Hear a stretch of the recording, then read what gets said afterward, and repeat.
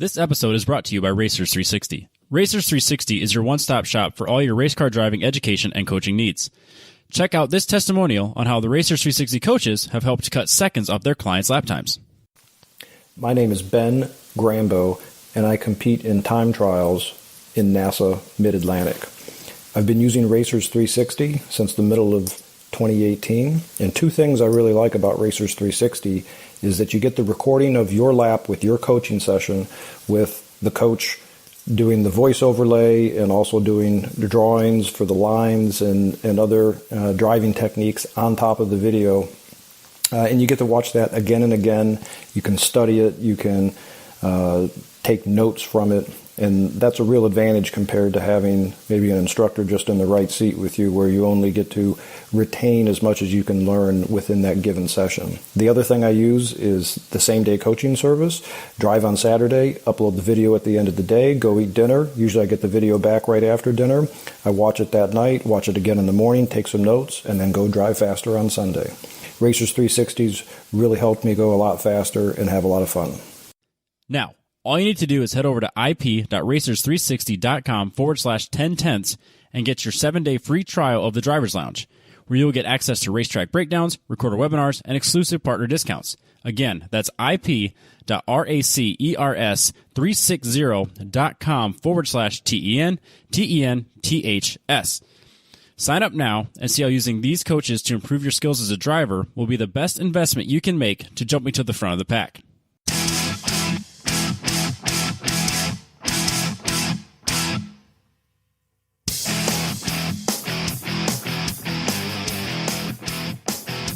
Welcome back to 10 Tenths Podcast. Are you good? Yeah, I'm recording. Okay, I can't. You can see dude, that. we talked about this last week. I can't fucking read that. I'm not starting over. No. Welcome back to 10 Tenths Podcast. I'm your host, Robert. I'm here with Adam, and it is episode 200. Oh, I could have planned that, man. I could have had No. It's better when you just do it. Just do it with your mouth? Yeah, absolutely. Okay. Do it with your mouth, Robbie. I try to. 200. 200. We were trying to do 52 that one time. We're like, if we make it to 52, we've really got something Right, here. like 1 year. 200. That's wild. We've had people listening. They care. I've worked at jobs less times than that. Less time period. Think of all the relationships we've had that have lasted less. All but the one I'm currently in. Yep. Significantly. Yep. I've made and lost friends in shorter periods than that. Oh, yeah. Absolutely. I've definitely made more friends in the time period of the podcast, though. Well, that's fair. Yeah, definitely more friends because of the podcast. Oh, dude, totally. better friends. Probably true, yeah. Friends I talk to all the time and haven't even met. I've met a few. Or maybe met once or twice. And more that I meet. So I like strange it. World that we live in. It's a weird time to be. I love it. But yeah, we are recording in the Koenigsegg Motorsports studio. I know you have places to be tonight, so we're going to try not to make this super annoying. Should we swing this thing the other way? Turn the plaque the other way? There we go. For the YouTubers. Yes, I appreciate that. Andy hasn't said anything in a while. Yeah. He'll probably comment this week. There you go. Yeah. Should we do an opener? Presented by Factory Fabrication. So, we've talked many times about the ridiculousness that is Bring a Trailer, right? Yeah, a handful of times. The absurd prices that some of these silly cars have brought. But Jalopnik was nice enough to actually put them down in a list. Now, they describe them as being offensively expensive. And, like, I'm not offended by this. Snowflake's always offended. Well, I mean, it's got to be, like, a catchy title. Yeah, it has. Right? It has. Yeah, it's got to be clickbaity. It's got to trigger somebody. Right. Offensive. Right. So the Bring a Trailer spokesperson called them surprising. I'm sure some of them were. I think that's a reasonable term. Yeah. So these are the cars that maybe, they're cars that went for unusually high amounts or broke records for individual models. So, like, some cars that get sold on Bring a Trailer are going to bring lots of money because they're special cars. Yeah, they are what they are. Ferraris, Superformance GT40s, the sorts. Yes, very expensive cars. Right. Cars that started expensive and cars, stayed there. Cars that deserve to be expensive. Yes. And then some cars that get sold on Bring a Trailer are don't quite have the pedigree. Yeah. So they gave it. This is a list of 10 of those cars, right? Okay. So it starts off with the 2007 Volvo V70 R, which is a station wagon. So it's not worth anything. So it's awesome. So it's not worth anything. It's automatic. So it's worth even less than So nothing. that's a knock on it. 53,000 miles, which that's not new. I mean, it's. If I was in the market for a vehicle, I don't think a lot of people bought these with the intention of them becoming collector cars. Because they're not. Well, they are now. I guess. They're cool, Robbie. I would love a Volvo V70 R. Great. It's a wagon, so you're not going to understand. It's fine. It's fine. This one's just a dullard Volvo. This one sold for a staggering $25,570. So why did this one why is it worth anything at all? So the V70, the R package denotes the performance version. So yes, it's a little Volvo's bit lower. known for their performance cars. They've made a lot of really cool turbo fun cars. Sure. For a long time they were rear wheel drive. But this one's not. The 240s were. Who cares about Does that those? hurt you, Robin? Yes, it hurts a lot. No, I don't know. I'm not a Volvo expert. There's like 3 of them. Trigger warning. Volvo experts. This might be front wheel drive. It might be all wheel drive. I'm betting all-wheel drive. I don't know. I think this is a 5-cylinder. Does it say? No, not. I bet it doesn't. I'm not going to read. I mean, I could click on the listing, but then No, I have to I get don't back wanna to do that. here. I don't want to do that. This is the sporty, fun version of the silly Volvo that we rode in. That is E-Man's.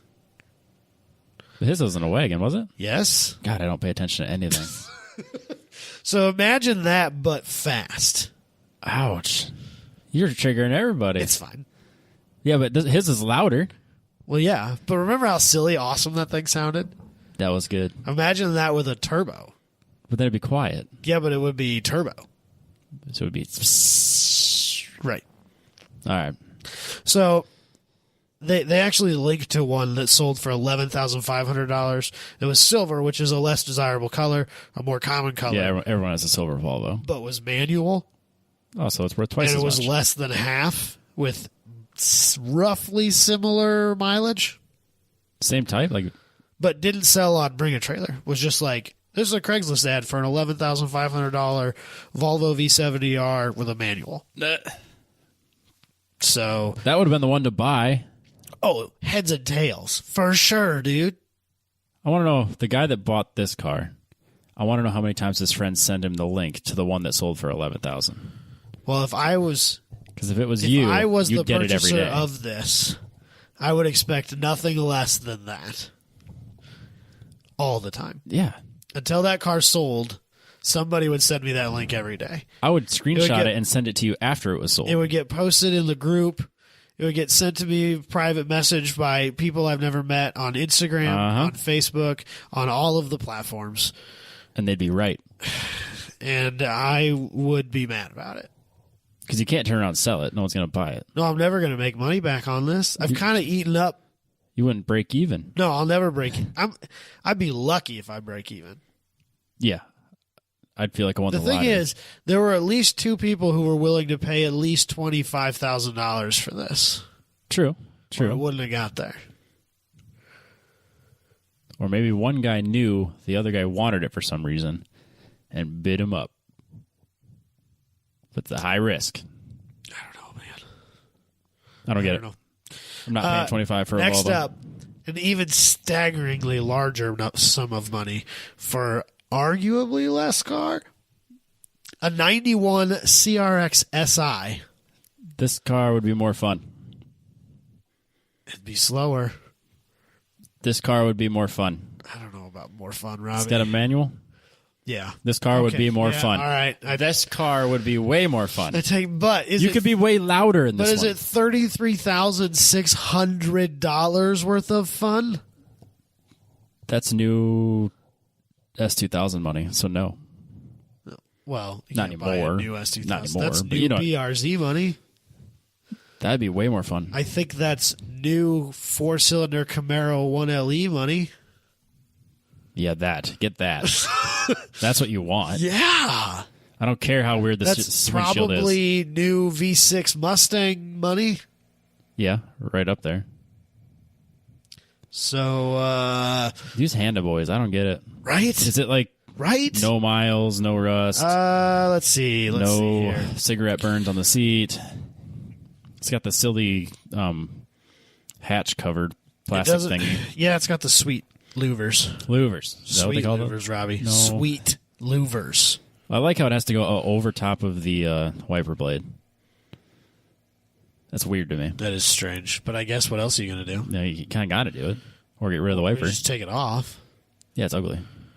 Well, it's not doing anything. No, it's worthless. I don't know. Well, I mean, it's worth $33,000 to somebody. No, I mean the wiper blade.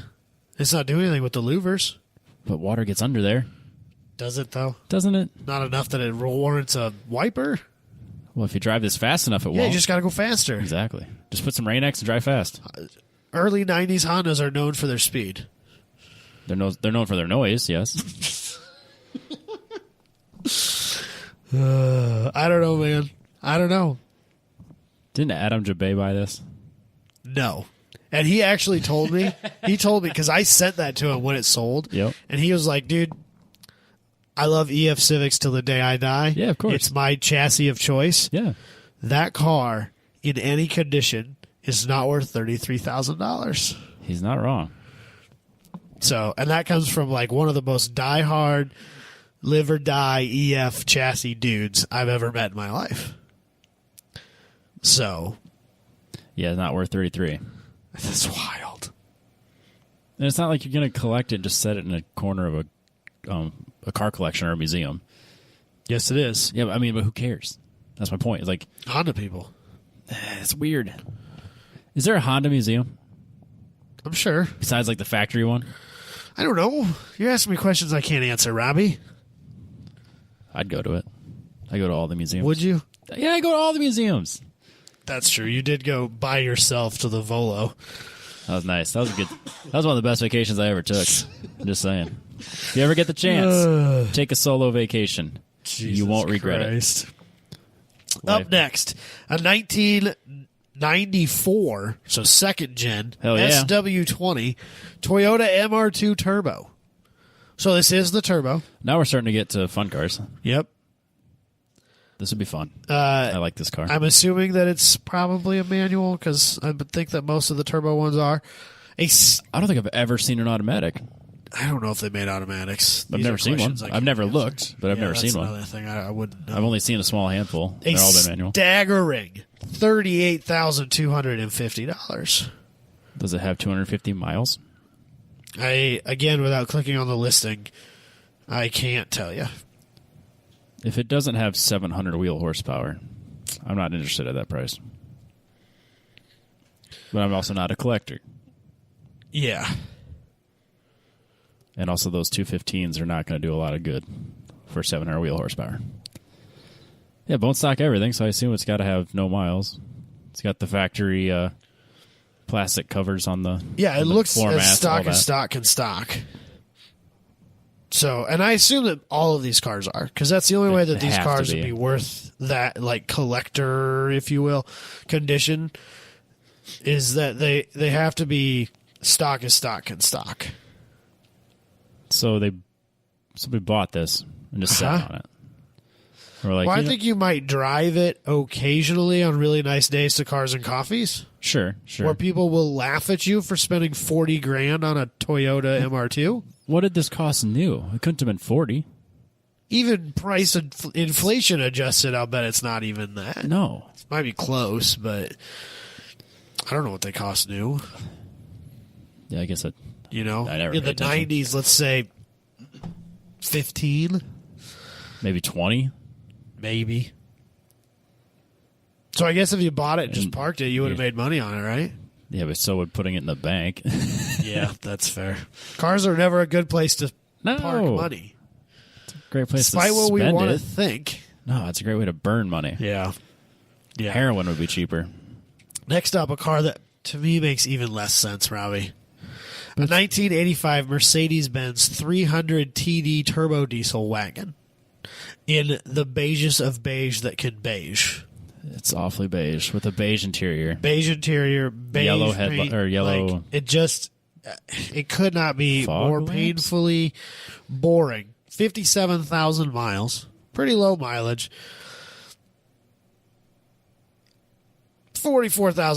$44,525. That's way too much. 44 grand. For like the most boringest, ugliest Mercedes they ever made. It's rear wheel drive. But Probably a manual. I bet it's not. I don't know. But I mean, There's a lot of them that work. It's got a turbo This is the diesel. 80s, dude. Like, it was almost harder to get an automatic. True. In a lot of these things. And I suppose there's only like 3 of them that are in any decent condition left. Yeah. But, like, those are million-mile cars. That's because they could be driven a million miles. That's what I'm saying. They should have. Right. They shouldn't just sit. Right. No, this one is 57,000 miles. And I might lean more towards buying a 300,000-mile one that's in good shape Yep. than a 57,000-mile one in good shape. Right. So, I don't know, man. That's weird. I'm afraid of buying low-mileage old cars, though, because I've done it, and it didn't work out It's well not for good. me. You'd rather have a high mileage new car. My Audi was low mileage. When I bought it, it was 10 years old. Yeah, it was, wasn't It's it? not good for me, man. That car's almost 20 years old now. Yeah, yeah, Isn't that wild? yeah. It's That's 2001. That was almost 20 years ago, Robbie. 240s and 95. Yep. So Yep. that's such an old car. It's a Yep. vintage car. It can be imported now. Yeah. For many years. Handful of years. 95? Yeah. No. Oh, no. Like 25 this year. Yeah, it would be. I was like, is my math? My Wait a math sec- is wait a terrible. second, Wait a second. So, like, I had to double check myself. Yep. But, yeah. I don't have much to say about that one. No, the next nothing. one, which is probably my favorite car on the list, Robbie. Yeah, you would pay that. A 91 GMC Cyclone. This truck looks fucking immaculate. There's not a scratch on it. Mint as mint can mint. Yes. 2,995 made. This one only has 4,000 miles on it. These are all automatic. These have turbo V6s with all-wheel drive. Yep. They were faster than the Ferrari, famously faster than the Ferrari of their day. One of Jeremy Clarkson's like breakout videos was him drag racing this in a Ferrari. 50 grand. That's too much, Bob. It's not that surprising of a number to me either. No, I don't think so. It's a collector item. It's a collector car. Right. And it's like I would predict a Ford Lightning. There's a would lot end up of being like people that, who too. really lust after these things now, myself included. Right. Actually, the upcoming topic that we're going to do after this, the dream car garage thing that we've done a handful of times Part before. 3. Part 2, this was my attainable dream car Oh, yes. On part 2 it was. in part 2. Sorry, I had the notes. Right. So I said at the time that they could be had for like 20 to 25. So this is doubled. Yep. But I also wasn't looking at 4,000 mile examples. No, you were not. So again, it's a 4,000 mile truck that's over almost 30 years old. That's not good. It's going to have to sit. a little scary. Yep. Little scary. But yeah, I mean, whatever. You know, if you got 50 grand lying around, there's worse places to put it. There's way better places to put it. Right. But next up, a 1983 Jeep Cherokee Laredo. I assume David Tracy bought it. That's why he can't afford all these other cars he buys. He wrote about it. It's stated right below there. I'm shocked. I remember the shocked. Jeep. David Tracy wrote about it. He called it the perfect car. Literally every Jeep he buys is the holy grail of Jeeps. That stupid one he bought just Every recently single one of them. makes me laugh. I cannot read a single one of his articles. $51,360. For a Jeep from the So 80s. I think that this is like the really high end luxury trim package from the 80s. Yeah, I don't know, but I would agree. It's quirky, it's fun, It's cool unique, looking. It's 2-door, which is super cool. but it's long like a 4-door. It's super cool It's big. because I love 2-door SUVs. I'm super into Yeah. it. I am not $51,000 into it. No, you drop at least a zero off of there. Just cut it. 5,100. Cut it in half because it's in ridiculously good shape. I dare you to find one that's You in won't. You won't. that's even half as good as that one. Just cut it in half, and like I could think about it. Like I don't obviously don't have $25,000, And to I throw wouldn't at a spend it on Jeep. this, but yes, No, I agree. But like, I wouldn't be like trying not to laugh in your face. Yeah, 50 grand. Like if I walked up on that at a swap meet, it was in a car corral somewhere. Yeah. For $25,000, I'd be like, I mean, that's not my cup of tea, but I can you see do it. you. You know, but if I walked up to that for $51,000, I would probably literally Sorry, laugh dude. out loud. You're joking, right?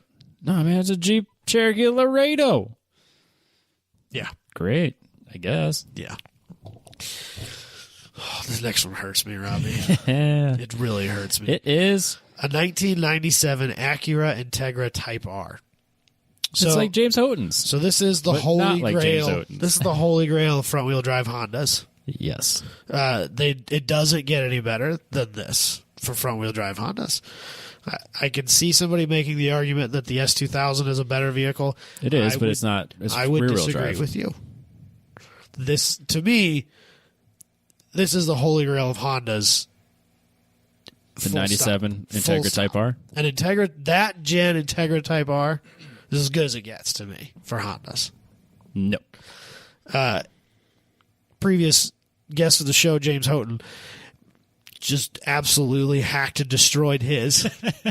It is full-time attack now. If he knew what he knows now, then it probably would be a different story. $82,000. For an immaculate Type R. $82,000. That's, again, drop a zero off. That's so much money. Crazy, crazy. $24,000 when new. That's still not a cheap car new, though. No, these were very expensive cars. Very, very expensive Surprisingly, cars. yeah, like really and they expensive. were pretty low numbers. Like there's, this was only one of 320 built in 1997. Yeah, it's a pretty rare car. And if people are turning them into time attack machines, there's probably not many left. Yeah, a lot of, you know that most of these have been really beat Destroyed. up and hurt. You know, It's probably the only one left in this shape. it's like finding a stock WRX. It's like finding the holy grail of Jeeps. Why does that hurt you so much, Because it Robbie? annoys me. I get it. Because they're all the holy grail because he found it. It just bothers me. I get it. I'm sure he's a nice guy. He might We'd be. probably be best friends. I bet we would. I just don't like the way he writes, and it bothers me. That's fair. I don't like the way that most of the writers write. So, Yeah. up next, a car that really I don't find the price being that staggering. No, it's A 1994 Lancia Delta Integrale Evo 2. I'm assuming there's 3 of these. So this is the height of Group B Rally Madness. Yes. Might be one of the coolest cars ever made. Not in this form, but yes. This is the homologation special. I would rather have the race car. Well, special. yeah, okay, fine, but That's it's the the- homologate. You know, so there's like 12. Like you said, there's 12 of these ever built, type of thing. 33,000 miles. Imported from Japan to Germany in 2015, then brought to California. I don't know Jeez. why they feel the need to tell me that. It's traveled the world and never got a mile. $101,000. That's a lot of money. It is a lot of money, but it, to me, is probably the first vehicle on this list that doesn't shock me. No, It was only a matter of time before these cars crested the six-figure mark. It doesn't surprise me. no. I would definitely never be in the market for it, but I'm not gonna There's question it. There's a small group of other Group B homologation specials that have already crested well into that. The RS200 being my personal favorite. Well into the $100,000 range if you can find one. Probably the coolest 80s car ever made. And that's high praise from me. I'll disagree with that, but we'll get to that later. It's fine. Next up. Wait, hold on. I have one. I guess Yes? I don't know. If I had to guess, Okay. the person that bought this vehicle, Uh-huh. which I don't think you'll ever be able to tell me, made his money writing code. I think most of these guys probably did. Oh, Well, the price is 101101. The motherfucker was a coder. I mean, maybe. It is the only one that ends in an odd number. Uh-huh. Ones and zeros. The guy that bought it That is funny. is a coder. I think most of these are probably... .com millionaires. Yeah. Silicon Valley guys who are roughly our age, and these were the cars that they lusted after when they were 5 years old. Yeah. Or that was the car their first car they had when they were 16. They're a little bit older than us, they're in their early 40s or whatever, and that's why these cars are coming around in value. Yeah, they're getting the And cars. I'm really hoping that just keeps chugging along, because maybe my Omni's going to be worth something. There it is. That'll go on Bring a Trailer, and it'll get every penny. Moving on. This one, I Now we're back to something that makes sense. no. A 70 Datsun 240Z. Now, this one, It's just like James's. it is just like James's. It is James's. Did he buy it? No, I don't think so. I'm joking. James would have bought like a fucking ridiculous race car for $120,000 if he had it laying around. This one, if there's any 240Z that like has the pedigree to be worth this kind of money, I don't know if we said it, $124,260. If there's any Z car out there that has an impressive history behind it Yep. to make it worth that kind of money, because most of these cars are in the story, right?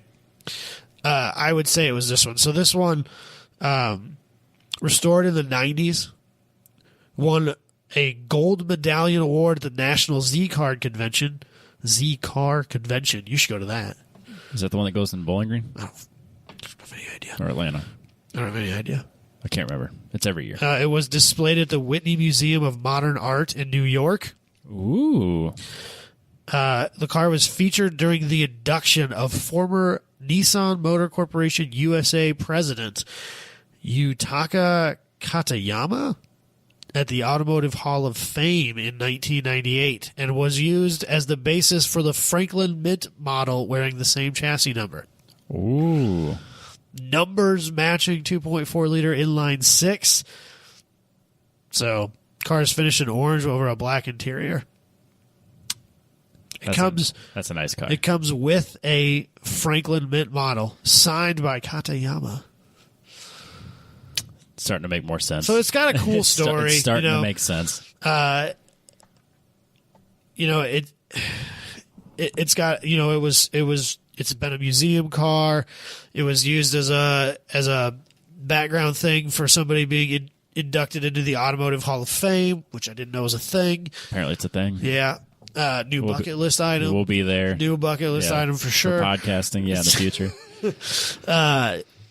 But it's got a cool story.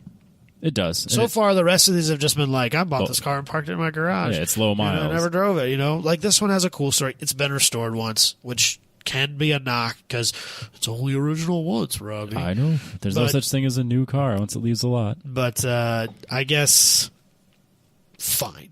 Yes, I will not really argue with this one either. The price makes sense with the pedigree it has. It's pretty wild, though. Half the price went to the pedigree. Yeah. Like the fact that you can pull up pictures of that event and it's in the background. You can go to any this is model. The one that the model was made from, Every model in the store has this number on it. Yeah, it's pretty cool. I get it.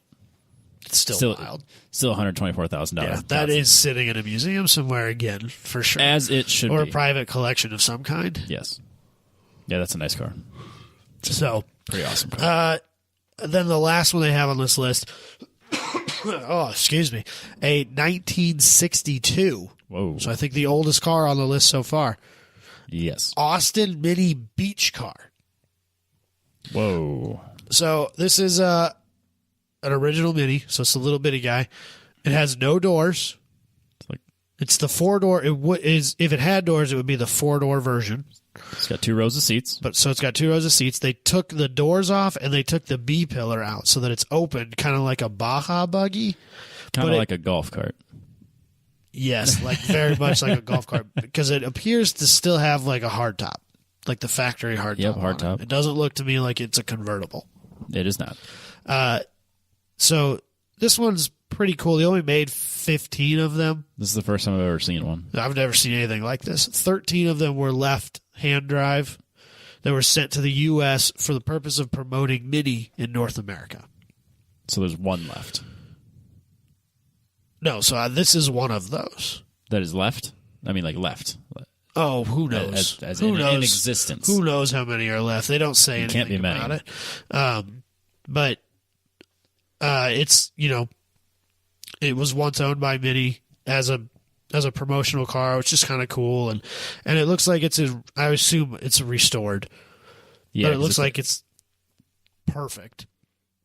But it went for $230,000. That's a lot of Mini money. That's crazy money. And you don't get a lot of car for it. It's a little car. Well, I mean, It's half as the far car as for like big money auction cars go, Half the car for twice the price. there is less cubic footage of car than, say, a Superbird or a Daytona, as it may be, or even a Bullitt Mustang. Yeah. But I still think that this guy probably, by the foot, probably got a better deal than the Bullitt Mustang purchaser. Oh, yeah. What was that, 3.4 million? 3.7. Jesus. $3.74 million. That's crazy. But then it has nothing to do with the car. Yeah, it could have been anything. It just, yeah. It Well, is, not necessarily anything. But it could have been a Dodge Charger instead. Yeah, the type of car didn't matter. Right. As long as it was a performance car, I think. It still has to have... like, it couldn't have been like a... I don't know. A Mini Cooper. Well, no. Because that would have been the Italian Job. It was a totally different movie, Robbie. But those aren't selling for $3.4 million. But maybe if you found one from the original Italian Job movie. With Steve McQueen that drove it. See, that's the problem. That's it. I don't even know who was in the Imagine what Steve Italian McQueen's Job. Porsche would sell for out of Le Mans. Or the one that he killed him, or that he got killed in. Because didn't he die in a Porsche? You're thinking James Dean. Oh, it is James Dean, isn't it? Jess has a picture of James Dean on my wall, actually. It's a Halloween like group theme Oh, yeah. that I want to do sometime. Just all celebrities that died in car accidents. Celebrities who've been killed in Porsches specifically. We're going to need more friends. Ryan Dunn, Yeah. James Dean. Yeah. There's a couple others. Paul Walker. Jeez, we took this. You took us to a dark place halfway through the show. Not even halfway. I'm sorry, Robbie. We're not even finished opening up, and you're like, let's go to the darkest topic we've ever had. That's not that dark. We've said inappropriate stuff, but let's go like as dark as we can. We don't go. know any of those people. We're paying tribute to them, to their legacies, Robbie. Jeez. All right, It's fine. Everybody have like a model of the car that was that they crashed in. that they crashed. Good Lord, It'd be funny. It'd be terrible. it'd be just awful. And like I suppose if everyone's wearing a 1010s podcast shirt, it'll get us out there. How many people do you think could put that group together? Everyone that listens to the show. So we got that going. Yeah, that's fair. But we'd also have to go to a party with people at it. That's disgusting. So- See, that's why I've never done it. Exactly. It sounds awful, a Halloween party. Right? Or just a party in general. Halloween especially, though. Well, in Iowa, it's cold. Yeah, but then it's cold. So everyone's like, you got to dress up. But it's cold. I want to wear a coat. But you don't wear so coats. you can wear James Dean coats and that'll be fine. I do have a coat like that. There you go, Rob. You can be James Dean. I can have my hair all... I'm going to be Paul Walker. You're going to have to cut your hair differently. But That's fine. I'll get it there. we could totally highlight your hair. I would pay for this. If we could do, like, bleach blonde your hair. Temp frosted tips or something? Yeah. God, that'd be so I would pay for that. Ugh, Like James Dean with my hair and then my coat and just walk around with a cigarette in my mouth. That'd be I don't cool. know who we would bring for Ryan Dunn. Dalton. Dalton? Dalton would do it. That'd be funny. He'd I'm have- sure there's a he'd have to, handful He'd of have to cut others. his hair, though. I'm sure there's a handful of others. I bet there's a whole website dedicated to it. I mean, not going to look it up, but I might. we got to find like a female who's been killed in a Porsche. A famous female. So we can get ladies to famous come out? celebrity. Yeah, that way we got to have a girl in our group. If we're going to win a costume contest, we got to have a chick, Robbie. You know? Like, that's how that works. So... Yeah, they just have 20 celebrities who died in horrific car accidents, but it doesn't say Porsches. So I'm not gonna dive too deep into this. No, we're not. Oh, That is not going to be a list we go through in an opener anytime soon. Except for right now. There is one now. I found it. All right, we're done here. Oh, God. No, I'm not going to read it. That's what I got, Robbie. Yep. For that really dark and sinister topic, Booney will appreciate that. Booney was the reason for that at factoryfabrication.com. Railing, staircases, landscaping, and exteriors, custom furniture. You name it, he'll do it. That's it. Just call him. Yeah. I got a weird idea. You can make it. The weirder, the better. Then he's interested in it. Yeah. Do you want to make a metal sculpture of a mangled Porsche? He'd probably be into it. Okay. Well, just because he gets to make a crashed Porsche. Yeah, There's going to be a certain amount of enjoyment he's going to take. He'd wear his BMW shirt the whole time. Yeah. There's just a certain amount of enjoyment he would take. He's got the BMW shirt on when he delivers Send it. pictures of it to Michael. Yeah. Yeah. Someone should do that.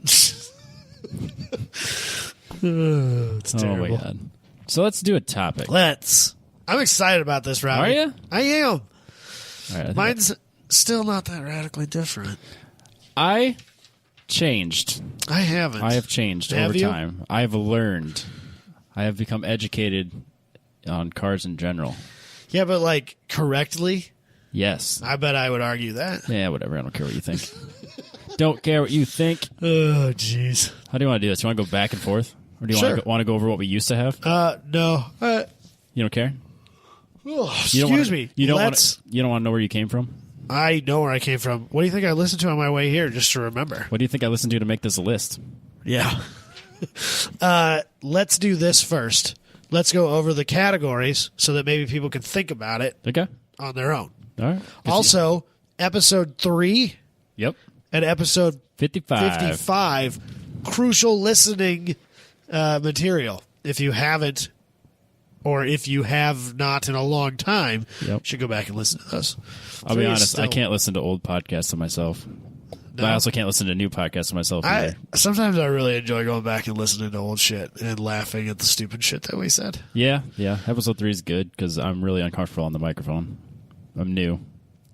You didn't talk as much as you... Or you... It took me 3 years to get comfortable on the mic. Yeah, you didn't talk as much as you do now. No. So I was the supporting cast by a long shot. Yeah. That's fine. But we have, episode 3, episode 55, and now episode 200, because we're still around and people are still listening. Yeah. For some weird reason. And we have not changed categories. Categories are still the same, even though you and I argued this week about it because I could not remember. But we had notes. We did have notes, thank God. And I actually went back and listened to verify. Yeah. Because for some reason, I remembered what we have as hypercar. I remembered it as car you'd have to have, like the one car you would have for the rest of your life. And the reason I remember that is because you said it. Yeah. On and I episode also 55. think that we've done that as a topic at some point. Yep. I remember you said it. Except I think maybe it was a 3-car garage. Yep. You said it on episode 55 because we talked about the McLaren P1 as if we had a car that we had to have for the rest of our lives. I agreed that would be the car. I still hold that as true. But it's still not on my list, which is really funny. You gave me shit for that. I took it away. You gave me shit for it away. not being on my list, even though if I could only choose a car. Yep. Because it's the car that does the most. We'll get to it, but if I can split up my craziness, I agree. I'm gonna. I took it off my list, and we'll talk about why. Let's do the list. So first up, hypercar. Yep. Pretty obviously defined. Second one, everyday supercar, which I think we originally kind of defined as like a car that you could realistically see driving around in like maybe a slightly more affluent neighborhood in your city. Yeah, like if you're in West Des Moines, you're like, I'm going to go to the mall today. Yeah, I'm there might be like go to wherever. You know, there might be like a Vantage driving by. Like that's the kind of car I was thinking. Something you would expect. You wouldn't be shocked to see it. Cruising down the interstate, something like that. I mean, You're like, you'd be excited. oh, that's cool, but it's not like, holy fuck, that's a Veyron. Right. Like, I don't like the Veyron, but if I saw it, I'd be like, we holy didn't put a price tag on it, but it was kind of assumed. Yeah, I think we all knew where it was. Attainable dream car, which is a little bit of a moving target based on income. Yep, mine's kind of gone up again. Weird. Rich guy daily. So this is like I got more money than I need. Just buying stupid shit. What am I going to daily? Vintage. So older car. Still kind of open to interpretation. Yep. And then track day car. Yes. Because we got to have a track day car. That one's changed dramatically. Mine has not. Yeah, mine's changed a lot. So, you want to start? You want me to start? I want you to start. You want me to start? Yeah. Okay, first up, hypercar. Originally, I did the 1-to-1, the Koenigsegg 1-to-1. Yes. Then I decided that wasn't stupid enough. You needed something more obscure. And I picked what might be the worst thing I've ever picked in my entire life. The Porsche 9FF GT9R. Yes, which is a fucking ridiculous piece of equipment, but it's probably a stupid car. Yeah, if you're going to spend hypercar money, get a hypercar. Right. I get it. Not a 80s Porsche. modified Porsche. 90s Porsche. Is it 90s? I can't remember. I think it was the 90s, early 2000s, maybe. I just remember though on episode it might 55, have even been based. You hated the 80s. I want to say it was based on the same. I didn't hate the 80s. I just didn't choose anything from the 80s. You guys took that way out. There it is. Way out of context. It's okay. You hate the 80s. You still hate the 80s. I love the 80s. So I went back and forth on this a little bit. On their hypercar? My choosing is a Koenigsegg, Yes. right? First, I was thinking the Jesko. Okay. It's the new one. Yeah, it's good. It's pretty cool. Yeah. I ultimately, but my other one that I was thinking about was the Regera. That's what Michael had last time. Right. It is what Michael had last time, which was part of why I didn't want to pick it. I understand. But, I think that it's a better looking car than the Jesko. I think you're wrong, but The Jesko's kind of like more. it's aggressive. It's more everything. Yeah. And which is kind of what hypercars should be, I suppose. Yeah, it should be over the top. But for some reason, it's just not there for me as much as the Regera is. Really? And so I chose the Regera. The Regera doesn't even have a wing on it. It's supposed to go really fast, Robbie. Yeah, but how's it? It doesn't have no wing. That just You're adds, spending $1 million for a that car just with no adds wing. drag, Robbie. No, it adds I'll downforce. just call up Johnny C and put one on there. That would be incredible. You want to put that on what now? I want a 9 Lives Racing wing on the back of On my Koenigsegg. Regera? Yeah, let's just make this work. You might give it to me. At that price. Yeah, I think so. I think that's fair. That's good Of advertising. course, if I had Koenigsegg money, buying a 9 Lives wing would basically be like giving it to me. I'd almost feel bad not giving him my money because it's such a small sum. It's a pretty small percentage. Right. When I have Koenigsegg money, buying a 9 Lives wing wouldn't even be a blip. No, It would probably You'd spend- cost me more money to take the time to order it Yes, because that was money. That was time I could have spent making more probably more money than what it cost me to buy that wing. because at that point you have Michael Jordan money, Right. Which is when you drop $100 bill, it costs you more money to pick it up than to just fucking leave it there. Right. That's a level of rich I everyone should obtain for at least an hour. Everyone should feel that for an hour. I don't know, man. Because I think once you get that hit, man. Once you get that hit, it's never enough. no, It's never I enough. don't think I want it. Yeah, that's fair. You gotta stay hungry. Everyday supercar money is where I want to be. If That's too hungry. yeah, If I'm hypercar rich for an hour, that's going to leave me way hungrier than I could ever like that. that'll leave you bitter. A lot of people would probably end up committing suicide over that. That's a lot of sadness coming back. Yeah, That's a high you can't reach again. that first hit, Robbie. Yeah, because you always want to get higher. But then you can't even come close to it. Nope. You can't even meet it. Nope. Let alone get higher. No. Then it takes more. But then the sadness I don't wanna be is that deeper. rich. I understand. I want to be everyday supercar rich. Yes. So, the Regera. The Regera. Hit me with what you got, Robbie. All right. So this is where hold on, words.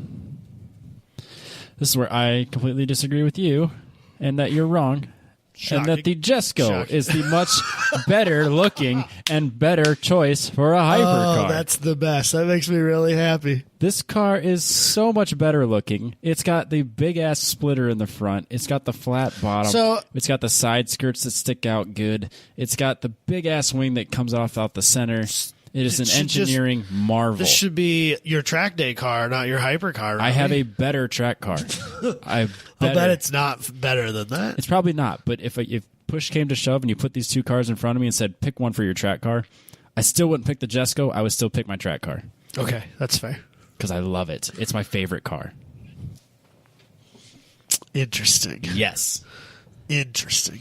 Dude, that was the one I struggled with the most. We'll get there. But that was the one by a huge margin, struggled with the most. No, the lines on the Koenigsegg Jesko are my favorite lines on almost any car right now. Really? I think just Really? the way it flows, because it's like the Regera, but it takes those and just molds them a little different. It is and it adds the splitter and the wing, and it just kind of ties it all together for me. The Regera is kind of an evolution of the original Koenigsegg. Yes, and this is almost like a Gen 2 or whatever. This is a new car. Right.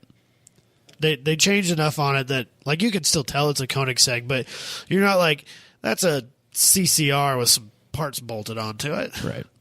So, and when it first came out, I didn't know how I felt about the middle wing or the wing with the middle support. yeah. That's totally grown on me. I think it's super rad. It just have one center support. It's fucking massive. It doesn't have anything on the outside edges? Nope. Oh, man, that's Here, kind of... I can zoom in. Oh, yeah, look at that. Oh, yeah. I remember that now. Okay. Okay. You know what it reminds me of? Those. The wing from Need for Speed Underground 2 that I always put on all my stuff? No, but yes. I know. It reminds me of those skates, those speed skates I have that have the frame and that has the one or the two bolts in the center. Yep. That's what it reminds me of. Yeah. Hurts your feet to no end, man.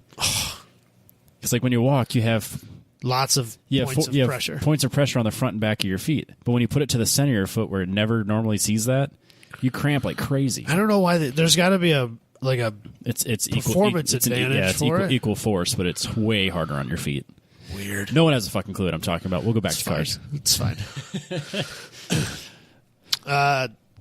Yeah, the Jesko. We didn't really spend a lot of time talking about hypercars, except on the first episode when I was a moron and picked the Hennessy. Oh, here. Yeah, the Hennessy Venom GT because I wanted something that didn't have paddle shifters. It's interesting that both you and I picked our worst choices The first one. in the hypercar section. Yeah, because you had the 1-to-1. No. Oh, the Porsche 9. My worst choice was the second Yes. episode, but hypercar nonetheless. Mine was the first. Right. It's fine. It's bad. It is what it is. Because I don't think you could even get one. We've grown as people, Robbie. But this is where I had if you're Steven Tyler, you can get one. you can get one. Because I suppose if you lead have... singer of Aerosmith, he had one. So someone has his somewhere. So I think there's at least a There's at least Venom. one, if not two, because I think I've seen two different colors. Yeah, there's probably a small handful. So Then I went to the P1 last time, yeah, and I had it on the top of my list like all day. yeah. And then yesterday I was like, The you know P1? what? Yep. I was like, you know what? I've evolved as a human. Oh, And I don't want why. If I say evolved, I mean I'm going back to my Stone Age liking of I don't want any fucking hybrids. So then I picked the Jesko. oh, Robbie, that's a terrible 'cause reason not to buy it, but it's funny. I want that car. I want the non-plug-in hybrid. When I think of hypercars, I think of like cars that you can't use in the capacity with which they were designed to be used. Right. Like nobody can use a 1500 horsepower Koenigsegg on the street in the way you want to use a 1500 horsepower Koenigsegg. The only reason you buy these is to flex, right? Yeah. And the Flexing on his Regera, hose. like, because I'm not like the Instagram flexor or the like pull up to the club with my hose flexor. I'm like the go to Cars and Coffee on a Saturday morning flexor. Yeah. The Regera has more like cool tech Yep. with like that crazy torque converter transmission that I don't really truly understand, and It's magic, dude. I'd have to figure out how to explain it better. I legit had to If I explain that owned to one? somebody. We were at my buddy and I go to the gym after work every day. Yep. And we were talking about that car. Yeah. And I was like, no, seriously, it's one gear all the way to 300 miles an hour. Yeah. He's like, no, it doesn't make any sense. I was like, I know, it doesn't make any sense. But it is. If you watch the video, it's just constant acceleration. It's not a CVT, but it kind of is. But it works. It's not a rubber band in a Nissan, so it's better. It's all good. And that is kind of part of another reason I chose it, is because it gives me something to flex a little bit. It's a technological marvel. Yeah, and that's cool. And then Koenigsegg was like, you know what's not quite good enough? So let's make the Jesko. And that's why I went with the Jesko. That's fine, whatever. Because we're never going to agree on this. It's the Regera, except loud. And it has a normal transmission. And angry. And It's got a boring It's much more attention. geared transmission. Love it. It's lame. Love it. You gotta like pull paddles and shit. It's like, ugh, so So 90s, plebeian. bro. You know what else has paddle shifters? My aunt's Kia Sportage. They all do now, man. So, anyway, let's do the next one. Everyday supercar. Everyday supercar. I wonder what Adam's gonna pick. I don't think I've ever changed. You have not. So it still remains the king of the everyday supercar in my mind, the Audi R8 V10 Plus. It's a great car if you want to have the same car as everybody else at Cars and Coffee. I want that car in that color, Robbie. Slate gray? Yeah. Is that slate gray? No, that's I don't know what that's- color they call it now. It's lighter than slate gray. When it was an Audi TT color, it was Nogaro blue. Oh, yeah, I suppose that is blue, not gray. So I guess. it's gray. It's like not quite primer gray. Yeah. It's got some blue to it. It's like a kind of a glossy primer, though. It's For not- some reason, I fucking love it. What's that car that came out not too long ago that had that? Was it Scion or Toyota that had the? Yeah. TC, you could get a TC? special TC color that was real close to that. But it was way closer to primer. Yeah. It was bad. But it was pretty similar. This- That was no, like this the looks- second gen TC. Yeah. There was a real special. It was a special edition one. no, It's real this close to looks that. fine. I would never look at that and go, Love "Oh, that primer." color. But Love that color. You could get basically that color on a 3.2 TT, yep. bro. You probably still have it then if you had it. Nah, because it would have been automatic in America. Oh, lame. You can get that color on a TTRS too. And I'm not going to lie to you, Robbie. I had a hard time not picking that. Yeah, but you know what it's like to have one. That's just a bigger No, TT. no. This is just a rebodied Lamborghini. No. Yes. No. Yes. The Lamborghini is a rebodied R8. It's the same car. It's fine. That's I a guess. big TT, and the Huracan is a rebodied that. So basically, my TT Not was a Huracan. Lamborghini. Not Huracan. It's the. Yes, it is. Is it the Huracan? I thought. Yes. I thought the not the Gallardo. The Gallardo was too. Yeah, that's what. They're all okay, the that's same what chassis. Oh. Lame. The Huracan, or the first gen R8 and the Yep. Gallardo were Yes. both the same chassis. Okay. And then they built And I a had new that right. chassis and released the newer R8 and the Huracan. They're Yes. both the same car. Same engine, same drivetrain, same bullshit. But the Huracan's so much better. It's. I really have a hard time arguing that statement. It's Jeremy Boyson's favorite car. I know, which means He drives it Which means everywhere. him and I can be best buddies in No. my R8. You just bashed his Huracan. No, I didn't. Yeah. I said it's a rebodied R8. See, you just bashed it and again. I've chose that car 4 years in a row. That's been a dream car of mine for a long time. At one point in my life, I was literally days away from boarding a plane and going to Iraq as a contractor with the potential of coming home with probably well into a six-figure sum of money in my bank account. And most people would be like, oh man, this is like going to buy me a house, or it's going to get me way ahead in life. No, I was going to buy a fucking R8. I had already priced it out. I remember that. This is This is for those listening at home. Not a joke. This is not a theoretical thing.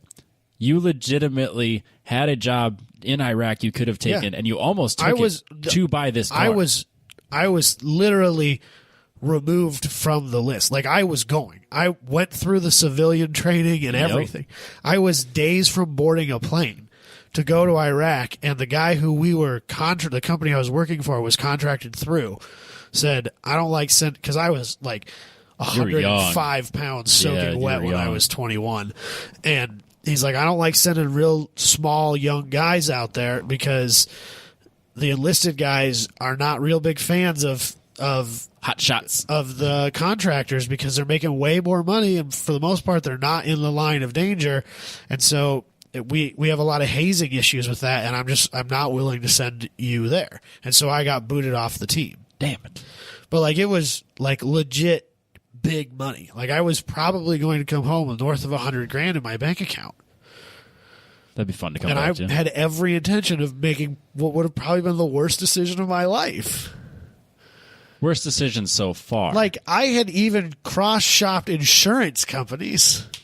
That's how serious I was about buying You were this. planning ahead. This has been That's a thing responsible. I have that has been a car I have lusted after since the day it was built. There's only one car in the history of cars that I have maintained my need for longer than that one, and that's on the list later. Yes. What's yours, Robbie? Did you change it this time at I least? did. For the love of God, did you finally get out I got of rid of my the track day bro Ferrari you my think Ferrari you could drive 430 on the street? Scuderia. It's a race car, Scuderia. Robbie. It's a race car. Scuderia. Scuderia. Scuderia. Yeah, I changed it to a rebodied Audi. Actually, Robbie. I went with an Aventador SVJ because I saw one of these at Cars and Coffee last year. It's not attainable. Attainable-ish. We got to drop the SVJ. I don't care. That's like double what the R8 is, That's true. That is true. at least. But it's the F430 Scud wasn't exactly cheap I think used they aren't that bad, are they? because they don't run. It's because they're not streetable cars, Robbie. They're they're fucking not. track day cars. But they're beautiful. They're so beautiful. Yeah, but just buy a normal F430. Don't buy the Scud. I like the Scud. The Scud looks so much better. Jesus but no, the Christ. Aventador, it's kind of like the Jessica. It's loud, it's aggressive, Dude. and it is so beautiful in person. Like, it looks good in pictures. Was there one of these at our Cars and Coffee last year? Yeah, black with carbon Somebody fiber. has an Aventador in Des Moines? Yep. Hot diggity damn. I couldn't tell you what year. I don't know the specs on it, but fucking it was a nice guy just sitting around talking about it. But it was gorgeous, and I remember the first time I saw one was at Hot Import Nights. Like the first time I went to Minneapolis, or the first time I brought my car to That was Minneapolis. an Aventador and not a Mercy? No, it was an Aventador because it was That must have been a real early Aventador. one of the first ones because I think it was orange and it had like a metallic like flat gray wrap on it. Yeah. And it was so good looking. I wanted it. Yeah, I've seen a Mercy here in town. I didn't know we had an Aventador now, too. I don't know where he came from, Probably but yeah, same guy. it could have sure been. I know there's a guy that, like, he's like the son of the guy that started Stein Seeds or something like that. Yeah, And he's a Lamborghini nut. nut. And he has... He's the guy that had the Countach. He's the one that had the Countach at Carl's and Coffee that Yep. we saw years ago, talked about on the show years ago. I know for a while he was dailying a Gallardo. Like that was Yep, yeah. what he considered his Well, it's all-wheel drive. It's great in the normal snow. daily driver car. Like Jeremy says that Lamborghini is the best daily driver. It's his favorite car. I wouldn't. Which I is- mean, who might argue? All right, let's put it this way. I had two cars on my list Okay. because I also think the 488 Pista is gorgeous. Okay. Gorgeous car. But I talked myself out of it and went back to the Aventador because Jeremy has a 458 Special. It's his least favorite car, and he hates it. So I can only imagine the Pista isn't any better. So Jeremy isn't... Instead of taking the naturally aspirated V8 that they had and they put a turbo motor in there, like it's not going to be better. No. It's going to be more way problematic. worse. Way higher chance of starting on fire, Yes. which is not good when you are in a Ferrari. And the Lamborghini is just so loud. Have you... I mean... Oh, dude. I was right next to one at the mall. There is nothing on this planet that sounds like a V12 out of a Lambo. Nope. Nothing. So good. Not the one at the last Cars and Coffee, but the green Mercy that I saw in West Des Moines last summer, the summer before. Yeah. We were just pulled up next to each other at the stoplight, and he just took off. And I'm not saying, like, took off. I'm just saying he just took left. off. He left. I couldn't believe how loud it was. Dude, it's the best. Do they test those? Is there, like, a limit? No, I don't think it matters. Does it matter? I mean, is it kind of like What are you going to do? Write me a ticket? Is it kind of like an open header V8 in America? Like, we just don't care? Or like a Harley? Like a Harley? Yeah. Like Yeah, if I drive past I a think cop at the in end my... of the day, it's like, if I have Mercy money, like, so write me my $150 exhaust ticket. I Write the don't fucking give a fuck. ticket. I don't I will care. pay that ticket to hear that glorious V12. And find me a cop that's going to write that ticket. Oh, It's there's some music. There's some bitter asshole out there That's true. who is pissed because that guy's rich and he's not. There are a He's lot of those beat out cop, there. You know, and this is bullshit. And I hate the world. there are a lot of grumpy people. 14-year-old punk kid just kicked me in the nuts. when I was yelling at him for jaywalking. Fucking skateboarders, man. Fucking skater trash. And I'm going to write that guy an exhaust ticket. Yeah, Because his Mercy's too loud. And when he gets done writing that, I'll write the tint ticket. Yeah. And I'll pay them both because I don't give a fuck. It's because I got my Aventador. So. It's so good. They are really super cool. So good. I'm with you on that. I like everything about it. I mean, I'd rather have an R8, but I get it. So, up next, attainable dream car. You changed. Robbie, you're going to fucking hate it. I hate it. I struggled with this. I was really struggled with this because I was trying to think of what is it right now, the car that every time I see it, if it's for sale or it pops up on Instagram or it pops up on Facebook or whatever, yep. Man, I fucking love those. I want one. What is it? Before I've picked the Concealer GTP. That was the first thing I picked. Yes. Mosler. A Mosler car. Still a fantastic car. I don't care what anybody says. Yeah, great car. Then I picked a Cyclone. Not great car. Great truck. Fantastic truck. Super cool. But neither one of those were really quite where I wanted to be. And for some reason... You've been listening to Slip Angle a lot. I've been keeping this one close to my chest. Yeah? Keeping this one a little quiet. I've kind of had a thing for K cars lately. Right? And I don't fault you for that. For some reason, I don't know if it's just because it's be a cool story for the podcast or if I'm just this much of a glutton for punishment, but the idea of importing a car has really been a thing that is cool to me lately. Well, we walked through it in one of the first episodes. I know we do.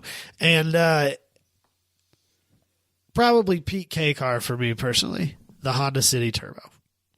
Honda City Turbo? City. C-I-T-Y. I don't know Honda anything about this car. So, I don't really know much about it either. I just think they good. Look cool.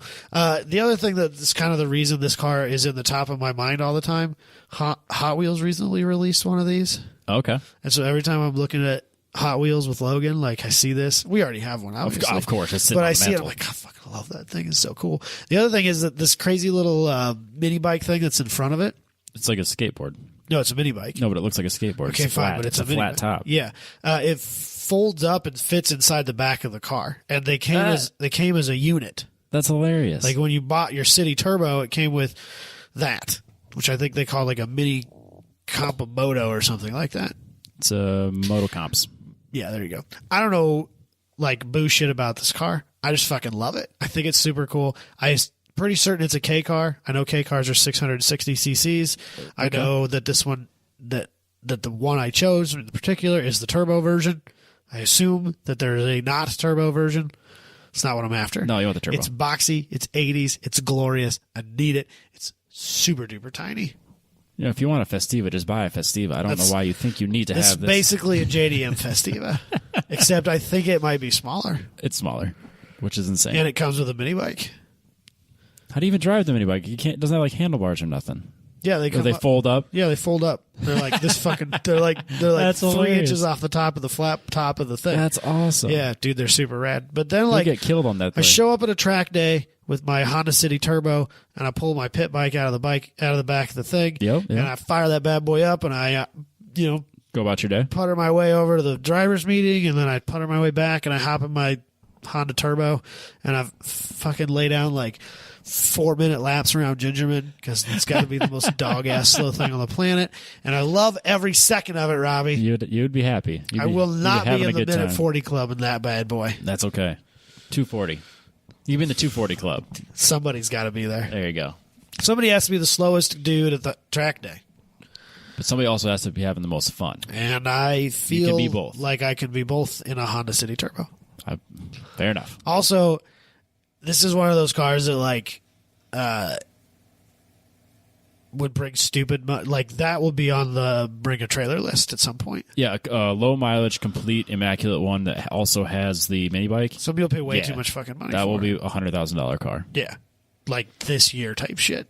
Too soon. So you got to get in while the getting's good. Now's the time to buy. And if I'm buying. When I think of buying an attainable dream car, like I did with the Cyclone before, I'm thinking of buying a car that would be fun to drive for a little while, and own for a while, and then get rid of. Because I'm not really the kind of guy who is is a car for life guy. Right. Because I'm not a brand loyalist. No. I'm all over the place. For the most part, I just like a lot of things, and variety is the spice of life. Yeah. So that's what I think. That's what I think of when I think of that category. Okay. And so I'm buying that.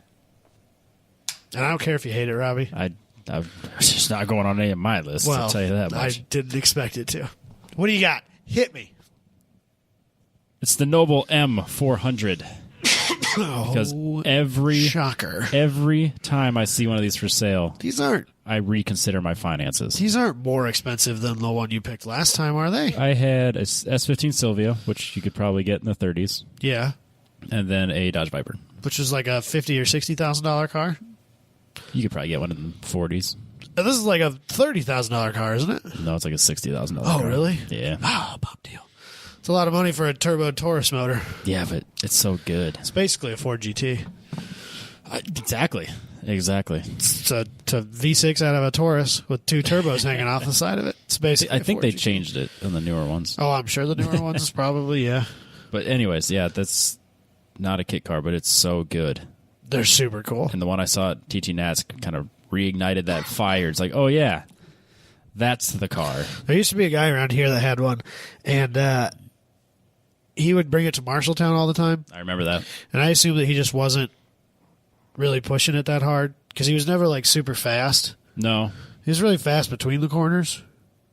I would imagine it kind of came down to the comfort of the driver.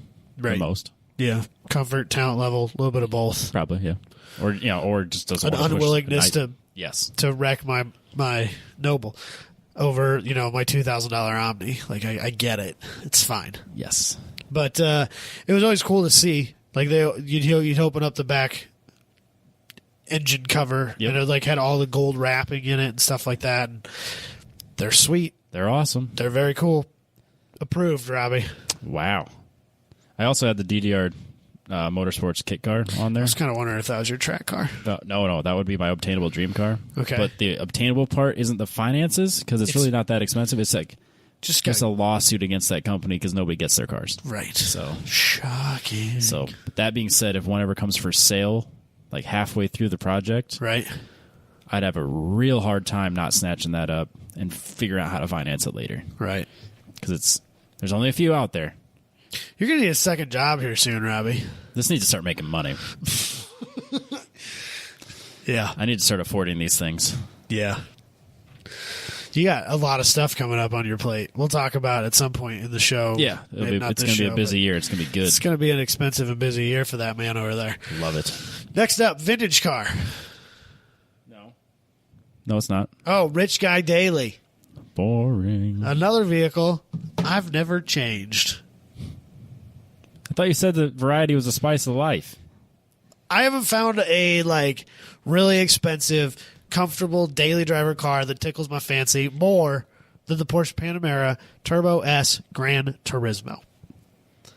I guess an argument could be made to say that I have changed because the first year I picked the first Panamera. The second year I picked the new for that year Panamera. And now this year, which is 2 years farther ahead, I'm picking the Gran Turismo because it's now an option. Oh, yeah. Whereas it was not in the previous shows. Fair enough. So I am changing a little bit. You traded back in for a new one. I traded back in for a new one. So many monies. It was like 100 something, aren't they? So I didn't spec one out this year, but in years past, I've been right at or below that $200,000 mark with options for the Turbo S Executive. That's too many. Yeah, that's crazy so much money. So if you buy a not Turbo, not S version, like a GTS, yes, it comes with a V8. Yep. Still not a slouch of a car by any stretch of the imagination. No. And they're much, much more reasonable. They're still six-figure. They're all six-figure? Yeah. Wow. I did not think they were that high. Oh, absolutely. I thought this base price was below 6. It might be just tickling in there, but you're never going to bring it home for that. Fair enough. So they're very, very expensive. The Turbo S is the top of the line, and the Executive is the top package of that package. And I got to have all those things. Well, yeah, if you're rich, So you get them all. the last time I spec'd it out, it was $189,000. I assume that the Gran Turismo is probably not more. cheaper. It's definitely not cheaper. I assume because you're buying the Gran Turismo thing and they're going to pay you, they're going to charge you. I assume that's a $200,000 car Wow. without actually looking it up. We have dramatically different tastes in daily drivers. No, really? Who would have called that? Everybody. What truck did you pick, Robbie? This is one thing I've never changed. Much like you, I've just gotten a different version. So this time, it's a 2018 Ford Raptor. Because So it's first year, beautiful. You picked one you wouldn't get. You picked a Hennessy Velociraptor. I did. That doesn't exist. And so is this just a Raptor? Yeah, because like the last You're not time going to like call up Shelby and get some I packages? did the Shelby one last time, and then now they do the Shelby Baja. So it's got like the Nerf bars in the back, and I don't want any of that gross. shit. I just want, honestly, I just want a 2018 Ford Raptor, Yeah, I'm trying to think. bone stock, Trying to think of where or the I S was. or whatever I that saw a Shelby Raptor just driving down the road. like the one that didn't have the Nerf bars. Like right. yeah, like that's the a one nice you had truck. picked before. Just like small town Iowa. Yeah, And like there goes a Shelby Raptor, and I'm like, that's fucking $80,000 truck. Just, I mean, you can say that about any truck. yeah, you for can the say record. that about most any truck, but like, it's just cruising down the road. There it is. Yeah. No, there's a guy at work that has a white version, just like the one I have up. It's an 18 Raptor, white. He's stretched to get it. It's his baby, and he washes it twice a week. He loves that truck. I would too, but I wouldn't wash it twice a week. I don't care. My only hang up, it's got an EcoBoost V6. That sucks. Yeah, that sucks. Makes more power than the V8 did. I know it does. I'm not going to put exhaust on it because it's not my thing. The EcoBoost sounds terrible. We'll just keep it real quiet. Yeah, you want to keep that under wraps. Yeah, we'll just let it be tall. We'll let it be utilitarian. We'll let it do whatever I need it to do. It can do it quietly. I can't imagine anything I could want less than a Raptor. Oh man, it's on the short list of things I want. It doesn't matter if I had like just enough or all the money. It's the same truck. I don't know why this truck rubs me the wrong way, but it so does. Because you don't like lifted anything. I don't. And this is lifted, I guess, because it's the off-road package. Let me rephrase that. It's not that I don't get the Raptor, because I totally get the Raptor if I lived in Utah or Arizona or, even some parts of California. I do not understand the Raptor in Iowa. Because it's wonderful. Because it's not an off-road truck. But It's a not, desert off-road truck. It's not Like, an off-road you truck. You couldn't take that down a level B gravel road. You're going to get fucking stuck. No, you won't. They're not good for that stuff. And I don't need to do that. It's my daily. I know, but that's what people think. They're Oh, like, I bought a Raptor because I'm a bro. Oh, and I am a bro, I'm but gonna I'm go not do gonna off-road off-road it. things with my bro truck and my bros and my bro truck. No, I'm And just I going to have a lifted fucking bro truck, man. hate it. No, I won't. I'm not going to tell you all the off-road utilities that it has. I just got my bro truck. I like my bro truck. I can't has- support it in Iowa. It has all of the uses that my Avalanche has and more. And it looks so much better. I would say less. Less what? Less uses. Why do you say that? So It has a higher towing capacity. you say it's utilitarian, but it's so fucking tall. You put anything in that bed, Not only that, you're going to be getting into that bed to get it back out, Robbie. not only that, Shit would drive me batshit crazy. it's also so wide. These trucks are so wide. They have to have side reflectors and lights on the side. Like semi trucks. Yes, because they are wider than what is legally allowed to not have them. Right. So I would be wide, That tall. doesn't the wide and thing quiet. doesn't bother me. the height, like dealing with that every single day would That's be because so you're annoying and that's be- frustrating and stupid. I hate it. I That's hate it, because Robbie. you're short. I am short, and I don't care. I could get a step ladder from my tailgate. It's fine. Gross. I don't want to deal Fine. with that. It's fine. I climb up into the Avalanche Trucks are too tall. every day. Trucks are too tall. They're not too tall. They're too tall, fine. Robbie. They don't need to be lifted, but they're not too tall. No, they need to come down. The Avalanche is okay where it's at. I'm fine with that. But at the same time, when I get into a parking lot, when I'm stepping down, I always have to step down awkwardly because I don't want to hit the door against something. So I'm holding it, but then I step onto the side panel or the running board. Yeah. It's just kind of awkward. But it'd be even taller with the Raptor. We couldn't take that to PRI. I would take it anywhere. We couldn't take that to PRI. It'd get better gas mileage than the Avalanche by like a long shot. We couldn't park in any of the places that we parked at this year. I could just push shit out of the way. It's fine. It's probably physically wider than a parking spot. It definitely goes line to line. And I bet you that it wouldn't have fit in. Because, dude, we were a little worried about your truck fitting in that parking garage.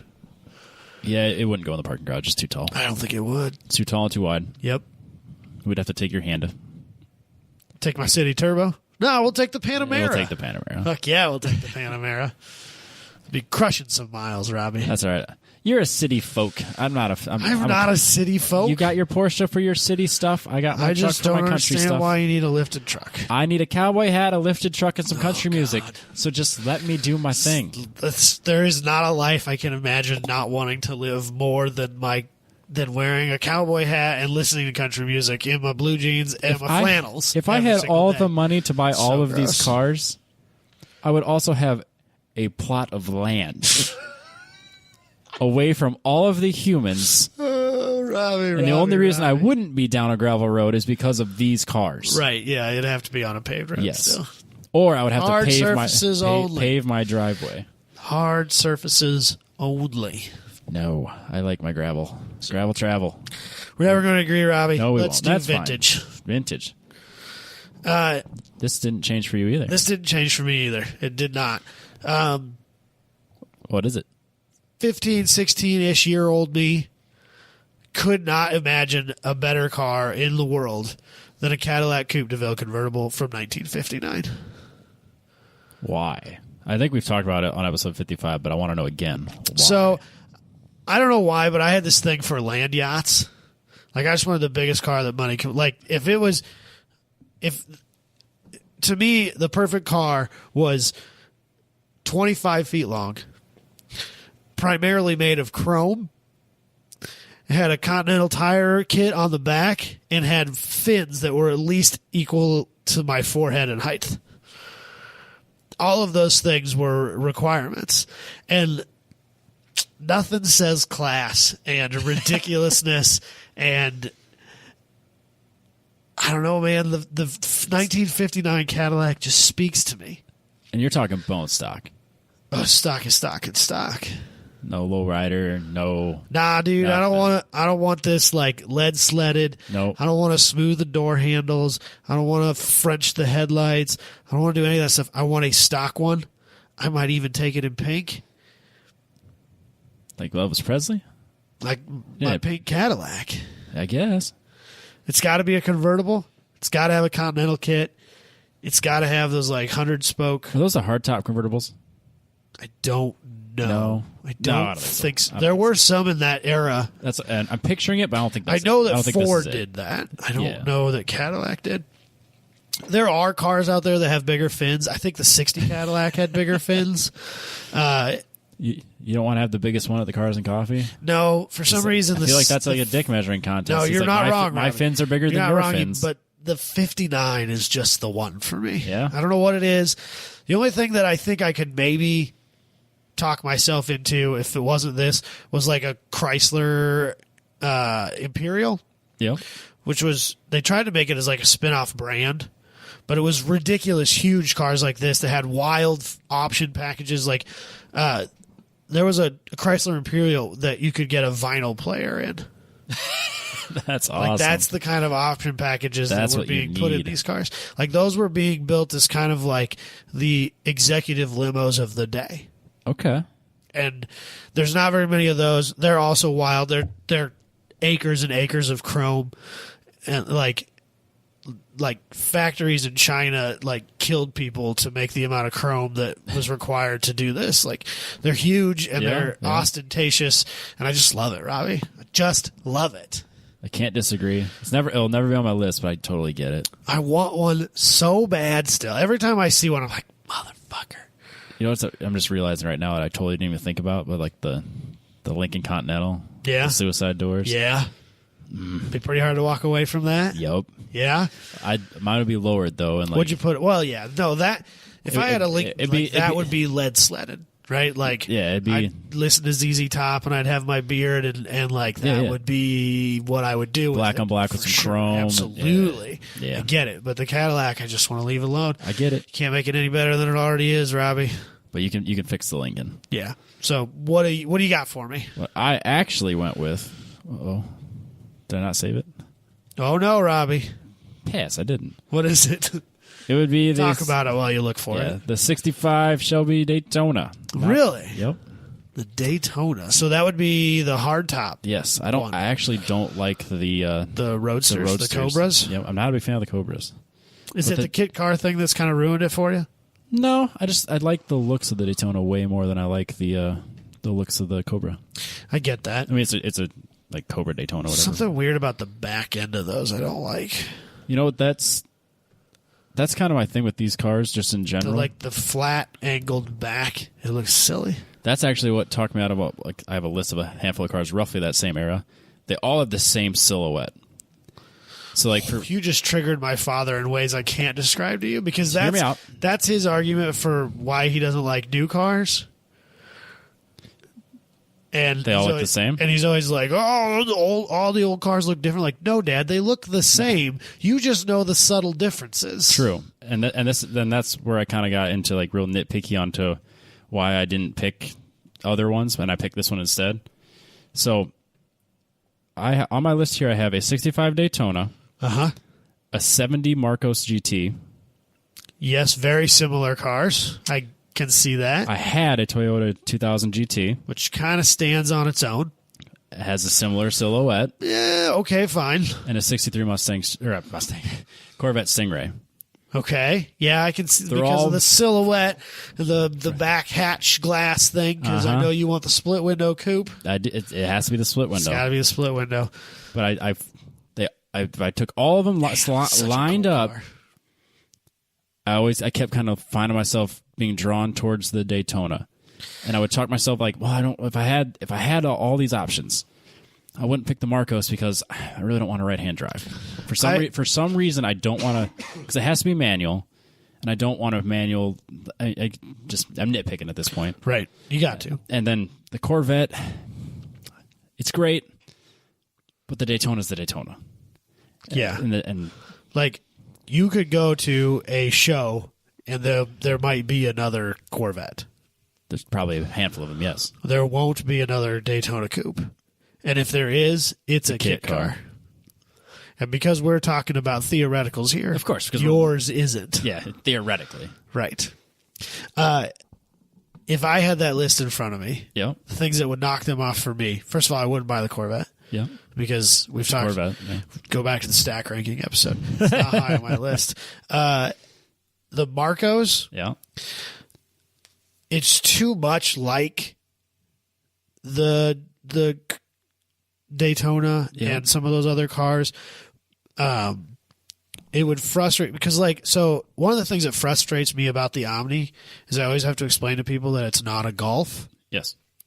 And even though I love really weird and obscure things, the Marcos, you'd spend all of your time explaining to people that it's not a Daytona, it's not whatever. What's a Marcos? What's a Marcos? Right? Is this a kit car?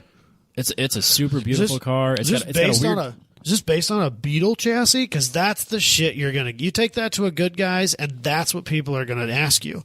They're going to ask you what it is. They're going to ask you. They're going to misidentify it. They're going to assume it's a kit car with a Volkswagen air-cooled 4-cylinder in it. They aren't going to understand the pedigree, and that stuff's just going to wear on me. And that's another thing too is the engine in the Daytona is going to be much more fun than the engine in the Marcos. Damn, I don't know what's in the Marcos. It's not the same as the Daytona. But the motors that they put in those Cobras and those Daytonas is some of the coolest iron that Ford has ever pumped out. Yep. But I mean, because we go to Skunk River Restorations for our dyno day for TT, and Steve opens up the shop and lets us walk through his collection of cars, and he's got a Marcos GT. Yeah. And I spent a lot of time just walking around this thing. This thing's perfect. But when push came to shove, if I had all the money in the world, I would gravitate towards the Daytona, just for a couple tiny little details. Hey man, when you're spending $20 million on a car, it's the details that that set them apart. Yep. So I think I might have a hard time not taking the Toyota. Yeah, for some reason I just talked myself out of it, like it's an option. Yeah, because there's like 4 of them. Yeah. 2 of them are owned by Toyota or whatever it is. So, yeah. So Daytona for me. Yeah, All right. I get it though. I get it. So what did you pick for a track car? So we're gonna go over a list of a few cars that I That you didn't thought choose? about and I didn't choose, and I have reasons. And then we'll talk about the one I did pick, which longtime listeners are already like, we already know what this is. Let's just talk to Robbie. Yeah, great. Nissan. Awesome. Oh, God, don't even get me started. Anyway, the Senna, Yep. real high on my list. Yeah, I thought it might be. It was real hard not to. But honestly, the reason I didn't choose it is because when I think of like fuck you money track cars, I don't want mine to be licensable. Yes, I agree. So like the Senna, and you don't want it to be something that you're going to see every rich asshole driving. the Senna is a street car that is, or it's a race car that's been mildly compromised for the street. Yes. It's not what I want. No. I'm talking about the ultimate in track day broness here. So Okay. I don't want a car that's been compromised slightly for the street. I don't want those stupid taillights and headlights I and want them so turn bad, signals. Robbie. I want the taillights on the Senna because they're rad. You got to have taillights and headlights. You do, because you I don't need need to turn see brake. signals. No, turn signals are a waste of time. Probably don't even really need headlights because I'm not going to race this car in the night. I'm not going to drive it in the night. Yeah. So then I was like, well, I really, like, I'm kind of a McLaren fanboy here. I get it. Like, I had a hard time not kicking the R8 off and buying a McLaren earlier. Yep. I didn't because I'm true to myself, Robbie. I've proclaimed many times that I still am me and I'm not willing to change, and sometimes you just got to do that. It happens. So, but I was like, P1 GTR, right? That was, the P1 is a street car. And then they're like, fuck all the street shit. Let's throw it off here. Let's make this thing lighter. Let's make it make over 1,000 horsepower. Let's add some more aero. Let's make a fucking race car. That's a great car. Yeah. Like, Great car. who wouldn't want that, right? Everybody wants it. Seriously. Yes. It's the best. So good. Like, you need a team of engineers to come with you to your track day. Like, I'm going to It's show not up. a Porsche 9FF GT 9R. I'm going to show up at Grid Life with my McLaren hauler and 6 dudes.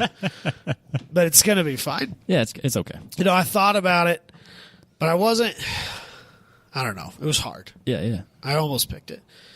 McLarens make a lot of people hard. And then the other thing is, like, so I don't know why I've been thinking about this a lot when I have time to think to myself, but I've been kind of thinking, like, if budget was less of a concern, right.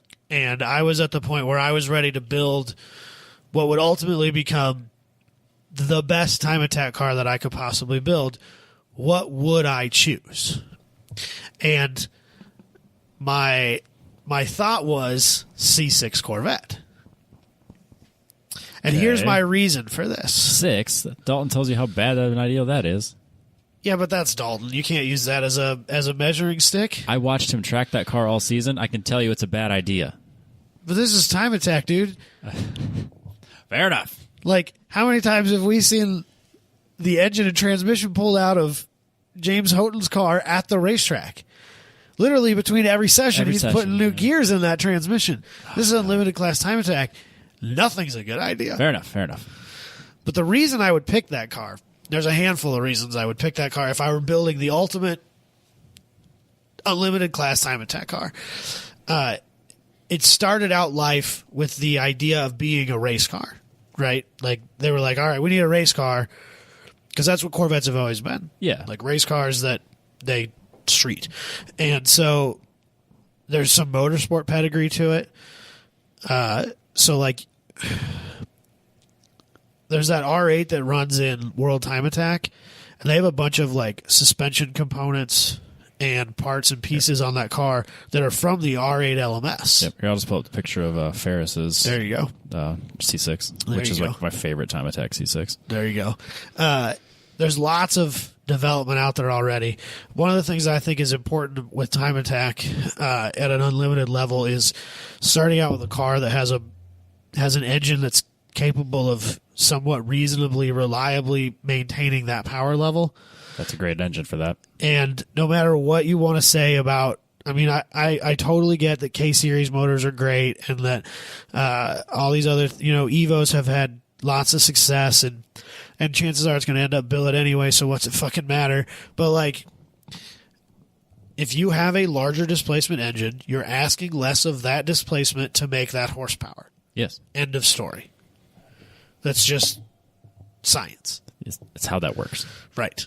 And so as much as I hate that idea, the LS is the answer. So it's fine. And then, like, one of the things that's important about time attack, because the cars still have to be silhouettes, is to have reasonable aerodynamics to start with. Like, obviously, I'm going to throw all that shit out of the wind and build an unlimited class aero package on it. But having, like, a small frontal shape, and stuff like that is important. And like a GTR is kind of a big car up front or whatever, and it's a massive car. And so this car is more slippery to start with. And so when I start adding drag with all these crazy splitters and spoilers and wings and whatever, like, that stuff is going to affect that car less than something that didn't start out as slippery. Right. So I think that And people have proven that no matter what level of competition you're at, Corvettes can be competitive. Absolutely. So, but then I was like, that's fucking lame. Everybody has a Corvette. I'm not going to do that. This is hypothetical, right? So obviously I had to come back to it, Robbie. I had to pick the car. Shocked. The car. The ultimate Nissan GTR. My favorite car of all time. The Ultima GTR. Yeah, the ultimate GTR. So, I can't buy this car this way anymore. Oh, They don't sell them as DIY kits anymore. damn it. You have to buy them from them. They're probably not homologated for the U.S., so chances are I'm going to end up buying one that somebody has already bought and built. Then you can fix it. And then I can maybe, tear it down and build it the way I want it. But it's still the car, Robbie. It's the one. It's the one. It'd be so good. It's the one car that I have lusted after more than any other car since the minute I knew it existed. I get that. And a full-on track spec version of that car. So much fun. I can't imagine anything I'd rather drive every day at a track. Yeah, that'd be a blast. That's the one for me. I can't really argue. The Ultima's good. So good, Robbie. It'd be a lot of fun to drive. So good. Back in the day, they put, the heavier cast iron small blocks in them. They supercharged them. Obviously, I'm going to update all that shit. Yeah, it's going to be more modern. It's going to be a little crazier. It's going to make way too much fucking horsepower. It's probably going to kill me. It's going to be the greatest thing in the world. It's just a little coffin. That's fine. Cody Loveland. Yep. We know, from Love Fab. Good Life Buddy, Yep. Love Fab, NV8, Pikes Peak Time Attack, or Pikes Peak Hill Climb alumni, pretty well known guy. He has one of these in the Can-Am spec, which is basically like a roadster. Oh yeah. So back in the day, they made the GTR and they made the Can-Am, and the GTR is the hardtop, and the Can-Am is the roadster version. But they're identical cars, except that the Can-Am doesn't have a roof. Okay. He has one of these at his shop right now that he is building into like a carbon fiber, unlimited class, time attack spec Can-Am. That'd be awesome. That is a customer car Yep, that he's been working on lately. And the amount of excitement that I have had for this build's unparalleled. To see what So that seems like something the that would... mind that man has and mine are pretty fucking similar when it comes to what I think of race cars should be. Yep. Time attack cars, at least. To see what he does with that car, I can't imagine. What a perfect place for that to make a debut, like Grid Life. Dude, it better. Oh, that'd be so good. It's so better. That'd be awesome. So better. No, I'd love to see that. I can't wait. I'll go to whatever track day they take that to. I just need to see it. I need to see it, feel on it, and hear it. track in the flesh. I just want to be standing on the front straight and hear it go. Yep. I need that. I do. I mean, it's going to sound like every other LS car on the track at the same time. Don't care. But at the same time, it's going to be way better. The most magical automotive moment of my life. I've never seen one. No. In real life. No, just pictures. Never seen video. One. So, it doesn't get better than that, Robbie. Yes, it does. No, it doesn't. There's one better. I don't care what it is that you think you have, it's not better, and I'm fully prepared to argue that to the day I die. Basically, everything you said about your Ultima is the way you feel. It's how I feel about whatever this it is car. that's going to come up here. I've lusted after it since the second they showed it. Okay, so it's not the DDR. Nope. Is this... Okay, give me a second here. All right. I'm going to give you like a handful of questions. I'm going to see if I can get there. Right, you'll get it. Is this a mass-produced car? Currently, no. Well, was it? Or was it like the Ultima? I think they're going to make 70 of them. Made in the U.S.? No. Made in England? No. I think. I'm fairly confident on that it's not. I think I know where it's made. I'm pretty sure. Dude, I don't have the slightest clue now. All of my guesses have been torn away. Now I'm out. And it's not like it's this 12,000 horsepower monster. It's not this like incredible. It's a more reasonable track day car. It's 700 horsepower V8 sequential. We live in a weird world where that's a more reasonable number. 700 horsepower is completely reasonable. It's a pedestrian track car. I could buy a Dodge Charger with that. Honestly, it's and to me, it's not even about being the fastest on track. It's not like this car is the ultimate. Like it almost went to my list on anything else. Hypercar. It wouldn't be a supercar because it'd be more expensive than that. But it's probably just not affordable dream car. Okay, it could be on any other list. One car for the rest of your life. I don't know what this is. Hit me with it, Robbie. I don't know what it is. It's the Brabham BT62. Oh my God! How did I forget about that? That car. Okay. This is the only car that's been a screensaver or a background of any of my devices in many, many, many years that hasn't been a car I've owned. It's the only one. I lust after this car in the most unexplainable way. Everything about it is good. That's interesting. I don't know why. I would have never guessed. No, it's... I know, now that you said it, it's obvious to me. Yes. But like my head went to like Viper ACR at first. No. Or, and then I was like... Because that DDR thing, I know you really love that. I do. You've loved that for a while now. It's up on the list too. Which I think is strange because I'm not quite sure where you get off on that one. But hey, I mean, teach their own. I get this one though. The curves are just right. Oh man, they're almost sexual. Oh, I am sexually attracted to this car. The wing is my big and good. Attraction. It's not strange, though, because everyone can understand it. No, that's a show. I know, but I couldn't be on the show because everyone's like, yeah, we get it. Yeah, no, that's not interesting. It's no the Brabham BT6, too. I can't decide if I'd want it, what color I'd get it in. I'd get it in Brabham green, I think. So is this one of those deals where, like, if you could choose between any car in the world or ending world hunger, what color would your Brabham be? Yes. World War III can go on as it pleases. I want my Brabham. It sounds so good. When I was doing this, I made my list. I made the list of everyone's old cars and open spots for new ones, and I started writing them in. And the only one I wrote down first was this one. I wrote it down and was like, I'll figure out. You just knew already? This is the only car I care about first, and then I'll figure out the rest later. This is the car. Huh. I would never have guessed that it was that way expensive. Like I knew you were really into it, but I didn't know you were that into it. Yes. So now... And because I wanted to have a bunch of specs, I actually didn't get to that point. I just got distracted watching videos of this at Goodwood. No joke. No, forget Goodwood, dude. They had it at WTAC this year. It went there, too. I watched a bunch of videos. And Bathurst. Yep. It has a record there. Yep. I think they're being built in South Africa. I'm pretty sure. That would make sense. Wild, Robbie.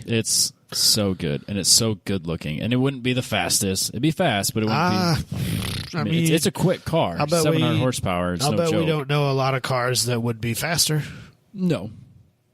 But if you put dollar for dollar, there's going to be faster, more expensive. Well, dollar for dollar, sure, fine. Whatever. But I love this car. I wouldn't need to be the fastest. It's kind of how I felt about the Lotus, too. It's like, that'd be a great track car. I wouldn't be the fastest, but it'd be great. Right. This might not be the best, but it'd be my favorite. Who cares? It's so good. Who cares? So good. Yeah, I get it. I Naturally, totally get 700 horsepower of naturally aspirated V8. That's what I want. it. I'll take 2, please. Yes. We could have 1 and 2 out of 70. I'm pretty sure that's all they're making. Yeah. What, like $1.25 or something like that? I think it's $1.50, which seems very expensive. Fine, whatever. It's only money. It's a race car. Yeah. If someone wants to make a kit car of this, I'm in. Yeah. Yeah, no joke. Goddamn, Robbie. I know, dude. Brab them. It's a wild world we live in, Robbie, That exists. where that's a thing.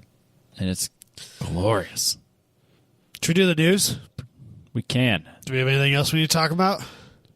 Only that the news is presented by Apex Pro, and if you haven't gone to apextrackcoach.com and gotten your lap timer, today I reminded everybody on my Instagram as well as on my TT page that Saw that on your there TT is page. 3 months left until race season. 3 months to get your Apex Pro unit. And if you use a 10/10 as the code on checkout, you get a free window mount for your phone or the unit. I don't know why you haven't got it already. 3 months, guys. Shit, time's running out. You're going to wish you had Here's it. the real problem, Robbie. I haven't got my W-2 yet. Build season hasn't started because nobody's got their tax returns. These are facts. Welcome to America. But if you put it on the credit card, you can pay it once the... Is that bad advice? Is that bad advice? I'm not going to recommend doing that, Robbie. I would never recommend something I wouldn't do, and I wouldn't do that. That's a bad idea. Don't do that. I have done that. Bought it knowing full well that I was going to have the tax return, and then turns out I had to pay in. That was my first year out of college. Man. I got burned. It was bad. Ouch. But don't get burned on the track this year. ApexTrackCoach.com. Bam. First off, GM is bringing back the Hummer brand as a fully electric truck, Robbie. Is there a concept, or is this just hearsay? I think that they have announced it, but that's all the farther we've got. I thought Hummer was owned by a Chinese company that make golf carts. I don't have answers to Maybe they this. bought it back. I just think that this is the most ridiculous and stupid idea I've ever heard in my life. I don't think it's stupid. I will argue No? with you a little bit. I think it's not stupid because if they market it correctly, they'll get the right people on board. So if they market it as like a niche electric pickup, off-road utility, whatever you want to consider a Hummer, Yeah. I think it won't be the same people because the other one were kind of like the fuck you environment people. They got 3 miles to the gallon and they didn't care. So if you go the other end of the spectrum, but you want this like real niche-y, weird pickup, but it's fully electric, people aren't going to really care what the price is. They're not going to care too much about specs because it's unique. So if you're like, it's the Hummer, it's back, and it kind of looks like the old Hummer, I think you're going to get people on board. So, 2 things. First of all, I want to talk about the old Hummer because this is one of the things that always made me laugh, right? Which one, the H1 or the H2? So the H1 was a ridiculous, like, Military terrible gas vehicle. mileage, terrible street, like, you know, that quote, middle finger to the environment type of car. Yes. Totally. The H2, which also carried that that stigma, was just a Silverado. Yes. Your Avalanche and that Yes. and an H2, same fucking thing. Uh-huh. Only that one weighed twice as much. I don't think it really weighed that much. It'd be closer more. to Suburban. Okay, fine. Suburban. But like, But yeah, but like, there are. That was not that bad. It wasn't of a it vehicle. wasn't that much worse than what we already had with everything Right. It was else. probably it was par for the course. Yeah, for sure. Was always something that I found really strange. But again, because it was different, it stuck out like a sore thumb. Well, and I think the first one got that reputation, and the people who were buying them didn't want that reputation to go away. So the H2, it just kind of carried through. Did the H2 have a big diesel? I don't think so. I think it was only an LS based V6 or V8. Yep. Because I know the H1s had these big diesels in them. Yeah. And then the H3 is just hilarious. It's a waste of time. The T's kind of cool. Yeah. I kind of liked the H3 truck thing. I like the trucks a lot. It was more. kind of cool. I never liked the SUVs. I always liked the trucks. I think, like, if I was in the market for a daily driver that was a little bit bigger and, like, one came across my radar and it was in my price range, I'd probably go look at it. The H3? T. Yeah. Not an H3. It'd have to be an H3T. Yeah, the little pickup. But I think I'd go look at it. I don't know if I'd buy it, but I'd go look at it. Because they got, like, no towing capacity. No, it'd be no different than my Blazer is already. Yes. That's basically what it is. But hell, they might have been built on the same chassis if you look into it. I don't really know.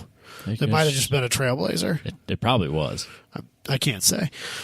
But the other thing that I thought of while you were making your point on this, GM needs to figure out how to fund building an electric truck, right? So if they start out building this ridiculous, over-the-top Hummer, and they can charge whatever they want for it, that goes a long way towards paying off the development on a fully electric Silverado that's not going to have as much profit built into it. Exactly. So maybe they're actually doing something smart for once. I think if you get excitement behind, you get the niche crowd, and then you kind of get them in, and you kind of get to the masses after that. Yeah, and maybe you let the rich folk pay for your development. Exactly. It's not the worst idea, I guess. I mean, we'll see how it plays out, but that's kind of how I see it being real nichey. That makes sense. I can see that. Because, yeah, you're like, the average person didn't buy the Hummer. The average person isn't going to buy the electric Hummer. Right.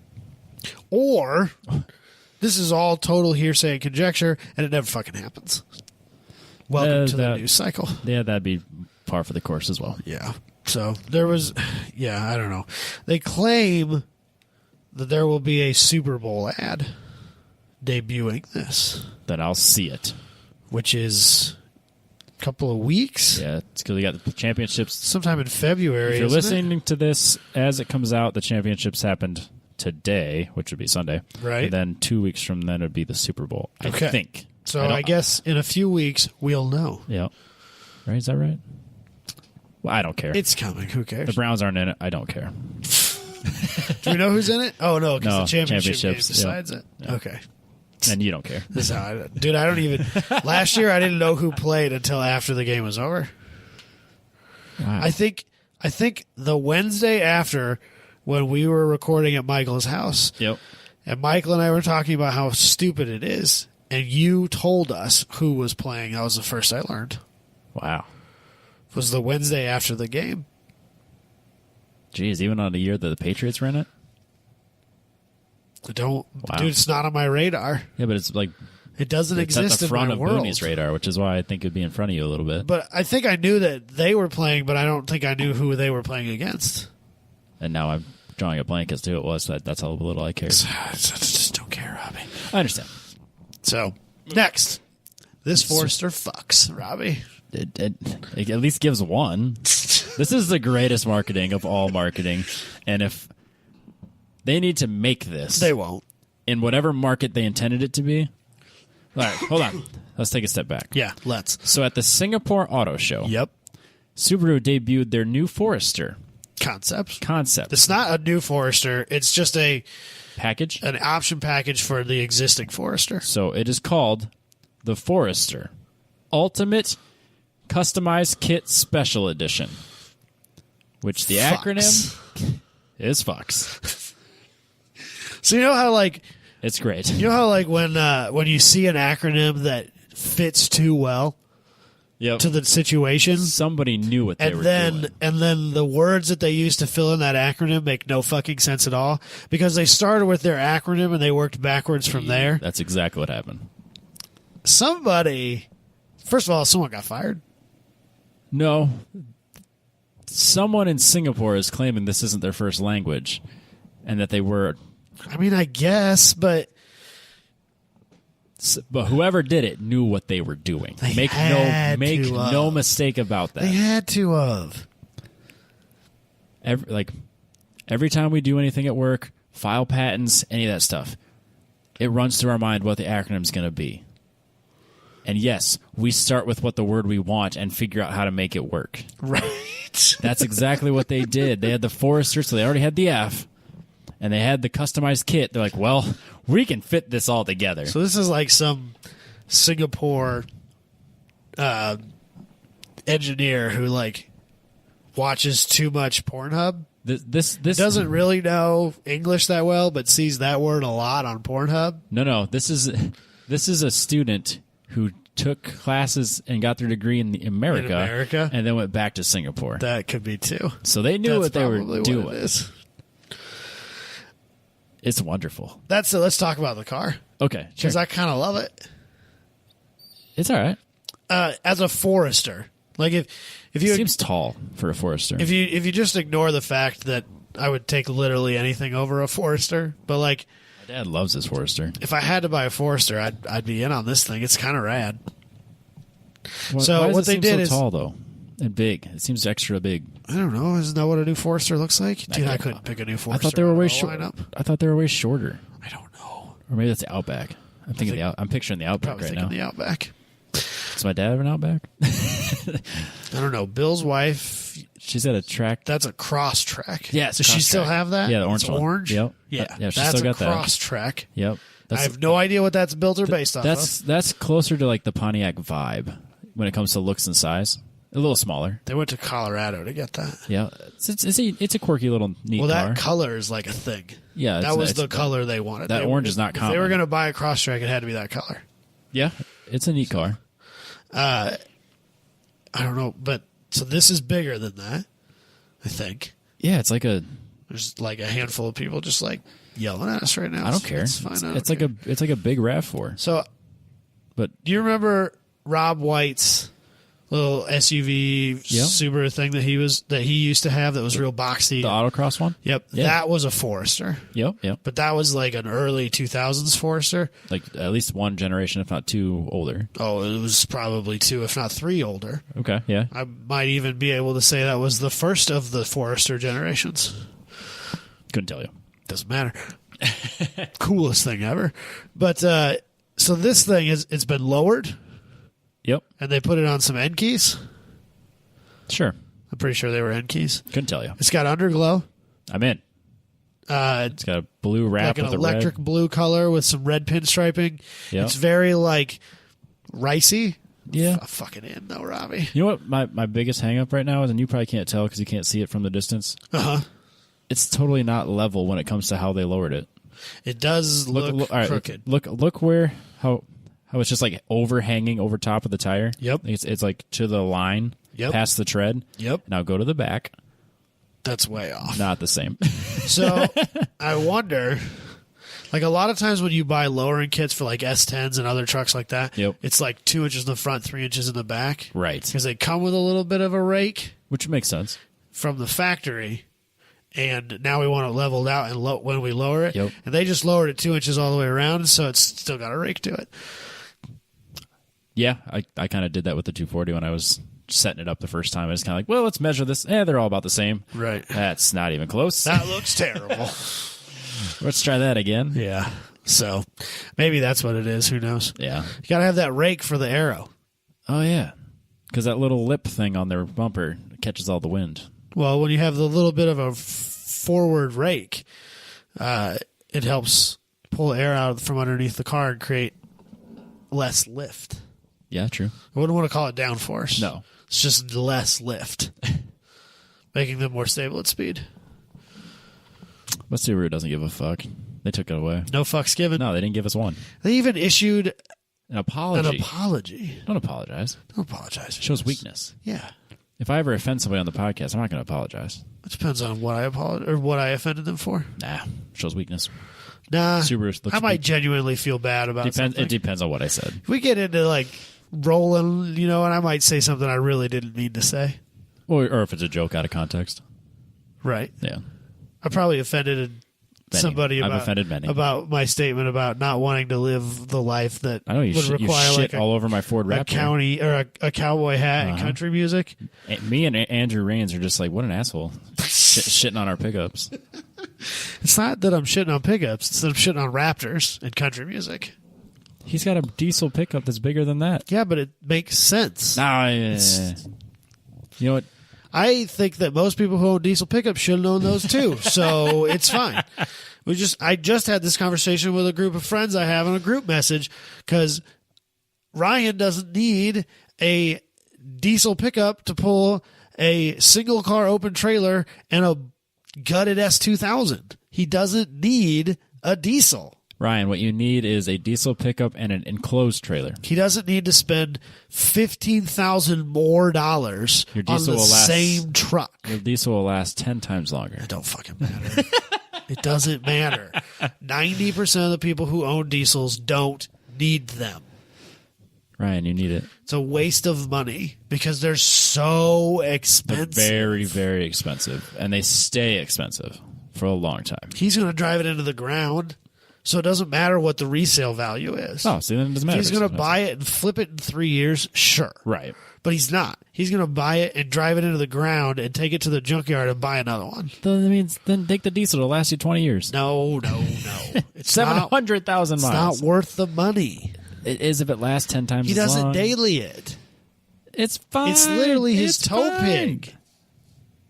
Okay, that's a little. That's all he does is tow with it. He doesn't need it. He's fine. It's dumb. All right. Most so people don't need them. I hope that somebody makes a, Somebody out there with a Forester is already making this. like a decal kit that I can buy to put it on my Forester. It says fucks on it. Yep, That would be hilarious. it has to happen. That would be super funny. This would be a good shirt. Just have that and then it's like fucks underneath it. Yeah. Just don't have the Subaru logo and you're fine. Right. I'm curious if they had like little decals on the back of the car that had this all, or if they had the acronym on the car. Because I hope they did. just not the whole word, just the letters. If we looked into it more, I probably would. I didn't look into it. No, I just don't- assumed. I don't care. If they didn't have any badging, then what's the It's point funny, of though. Yeah. And now I just they're like how they really accentuated the letters in their display.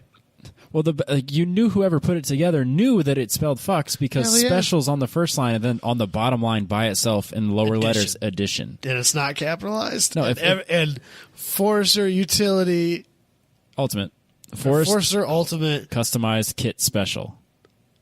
all of those first letters are capitalized to accentuate Fucks. fucks. Yep. Now if But then addition's just like it's all lowercase. By It's on the itself. next line. It's just ignore that word. Well, It's not important. it'd be less obvious if you actually dropped the special and put it on the bottom with the edition. So it'd just say Forester Ultimate Customized Kit Special Edition. I mean, it'd still say fuck. It'd be the fuck special edition. It'd be the fuck special edition. It's kind of funnier, actually. I would have gone with that. That might be better. I would rather have a special edition fuck. As he drinks his root beer. I think that's what we're all after. Is a special edition version of that. I want a special edition. Yeah, like it's like birthday sex. Yeah, it's special edition. Is that why people are coming here for our banter about Our sex our lives. Forester Ultimate Customized Kits? Let's not talk about it. Let's just move on to the next thing. I'm married now, so it doesn't matter. I'd just as well be. I get it, Robbie. Anyways, Higher speed limits in Michigan may have led to more crashes. I feel like this is kind of misleading. Kind of. Kind of really misleading. This is a classic case of taking your statistics and making them Tell the read story the you want to way tell. that you want them to. Uh-huh. Yeah, absolutely, 100%. Because I looked at, Michigan upped their speed limits from 70 to 75 on the interstates. So Yep. then their crash ratings and their crashes that resulted in injury went up, 17% or 15 and 17 It respectively. was a It's a good jump. pretty remarkable jump. Yeah. So, I mean, and I looked into it too. South Dakota, kind of the same thing when they went from 75 to 75 to 80 on both. Nebraska is 80 now. Yep. So on South Dakota, their interstates 29 going north-south and then 90 going east-west are all 80 miles an hour all the way through, all the way through the state. And the same You know thing. what's weird is that there's somebody who's listening to this right now that goes, South Dakota only has 2 interstates. They have east-west and one north-south. That's right. Yes. Yeah, 20. And the funny thing is, 29 is not even in the center of the state. It's like way on the edge of it. 90's way on the south. Yeah, it is. 90's Yeah, not. because they both go through Sioux Falls. Yeah.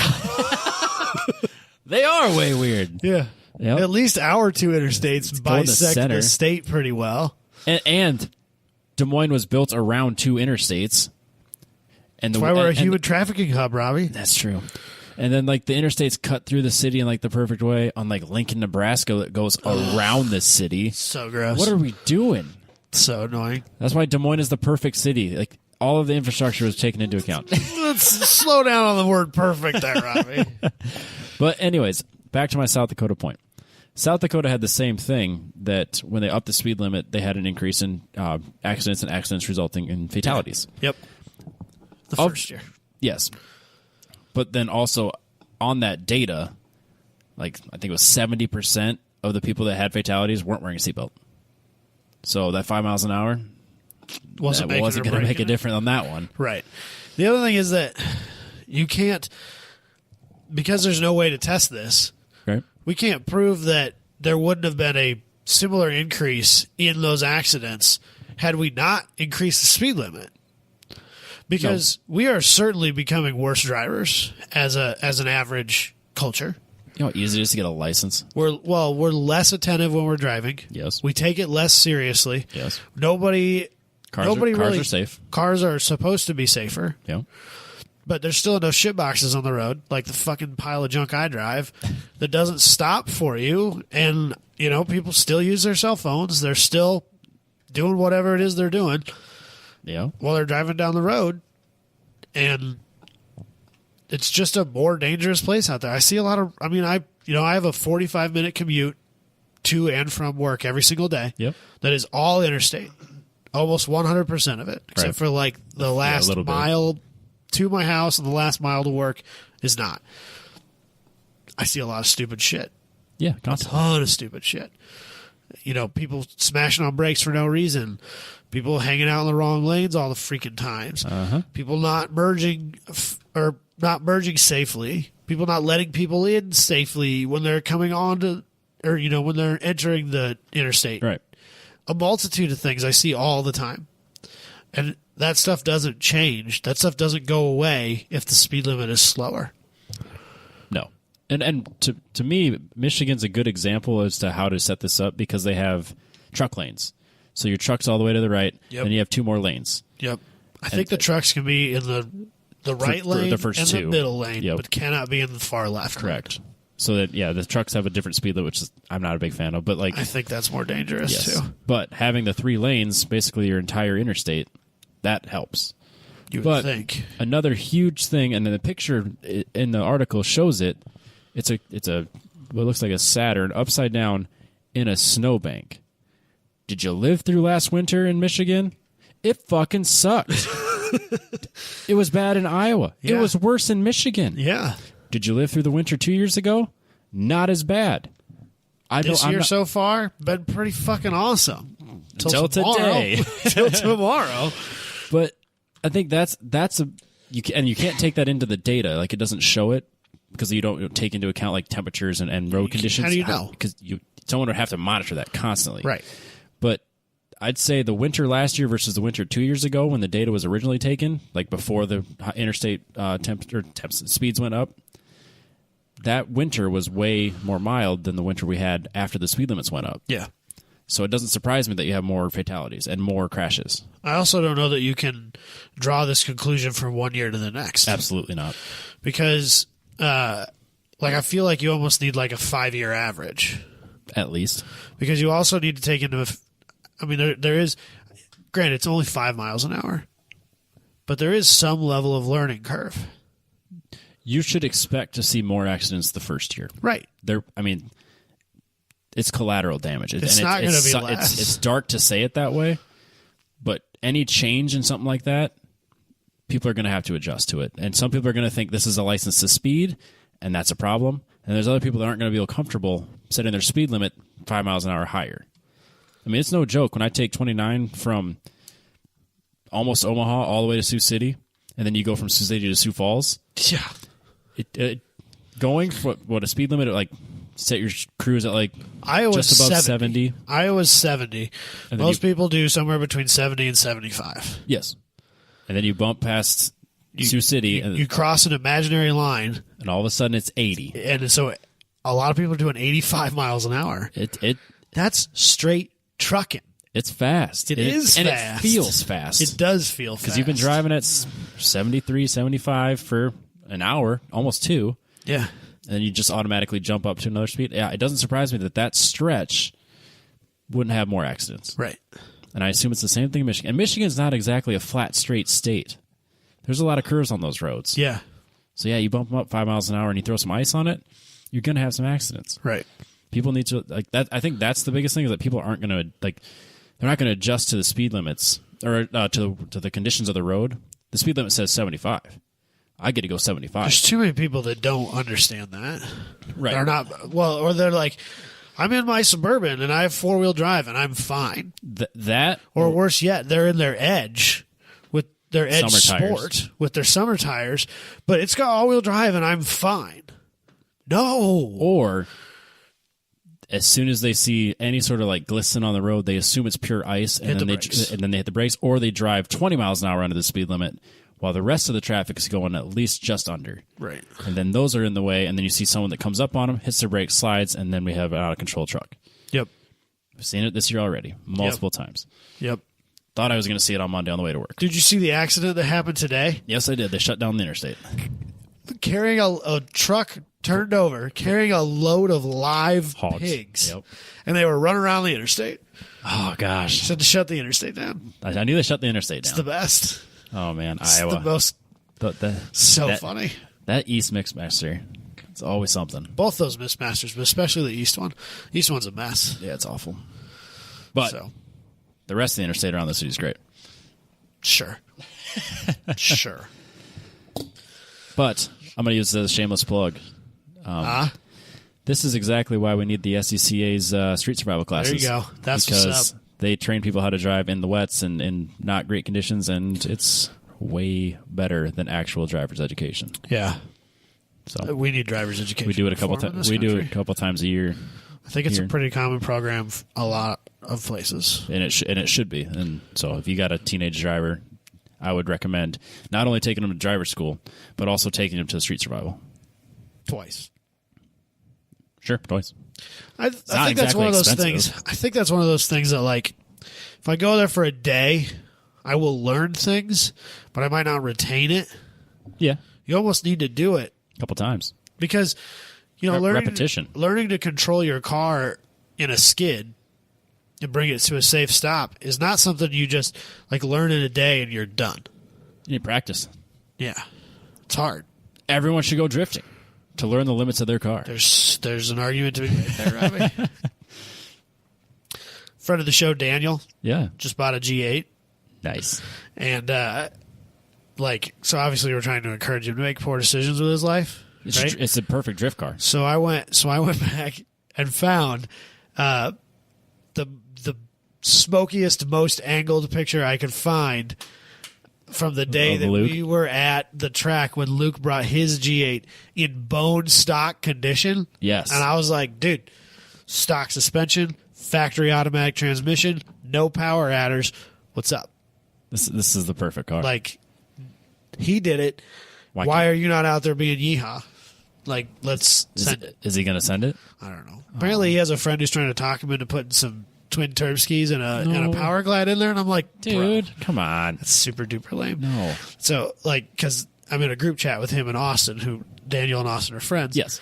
And it's and I was like, Austin made it to the Grid Life in Colorado last year, and like I remember talking to him, and we're watching the first drift session that he was there for, and like 30 seconds into it, he's like, "Oh, I get it. Okay, I get this now. Like, I'm not gonna do it, but I get it.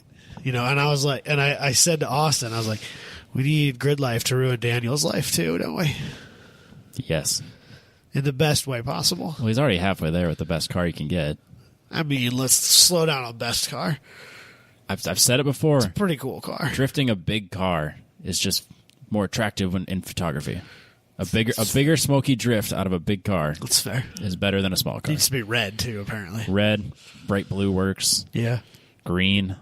No. Yeah, no. bright green. No. Like the shirt. No. Yeah. So, Anyways. is that all we got this week, Robbie? Yeah, I think so. So, Racers 360? ApexTrackCoach.com. What's the Racers 360 website to get? I know they've already heard it, but let's talk about it again. ip.racers360.com/10tenths. Bam. That's your 7-day free trial. There you go. Oh, the driver's lounge. They just released a video about the 3 most common mistakes they see for At COTA. people leaving time at COTA.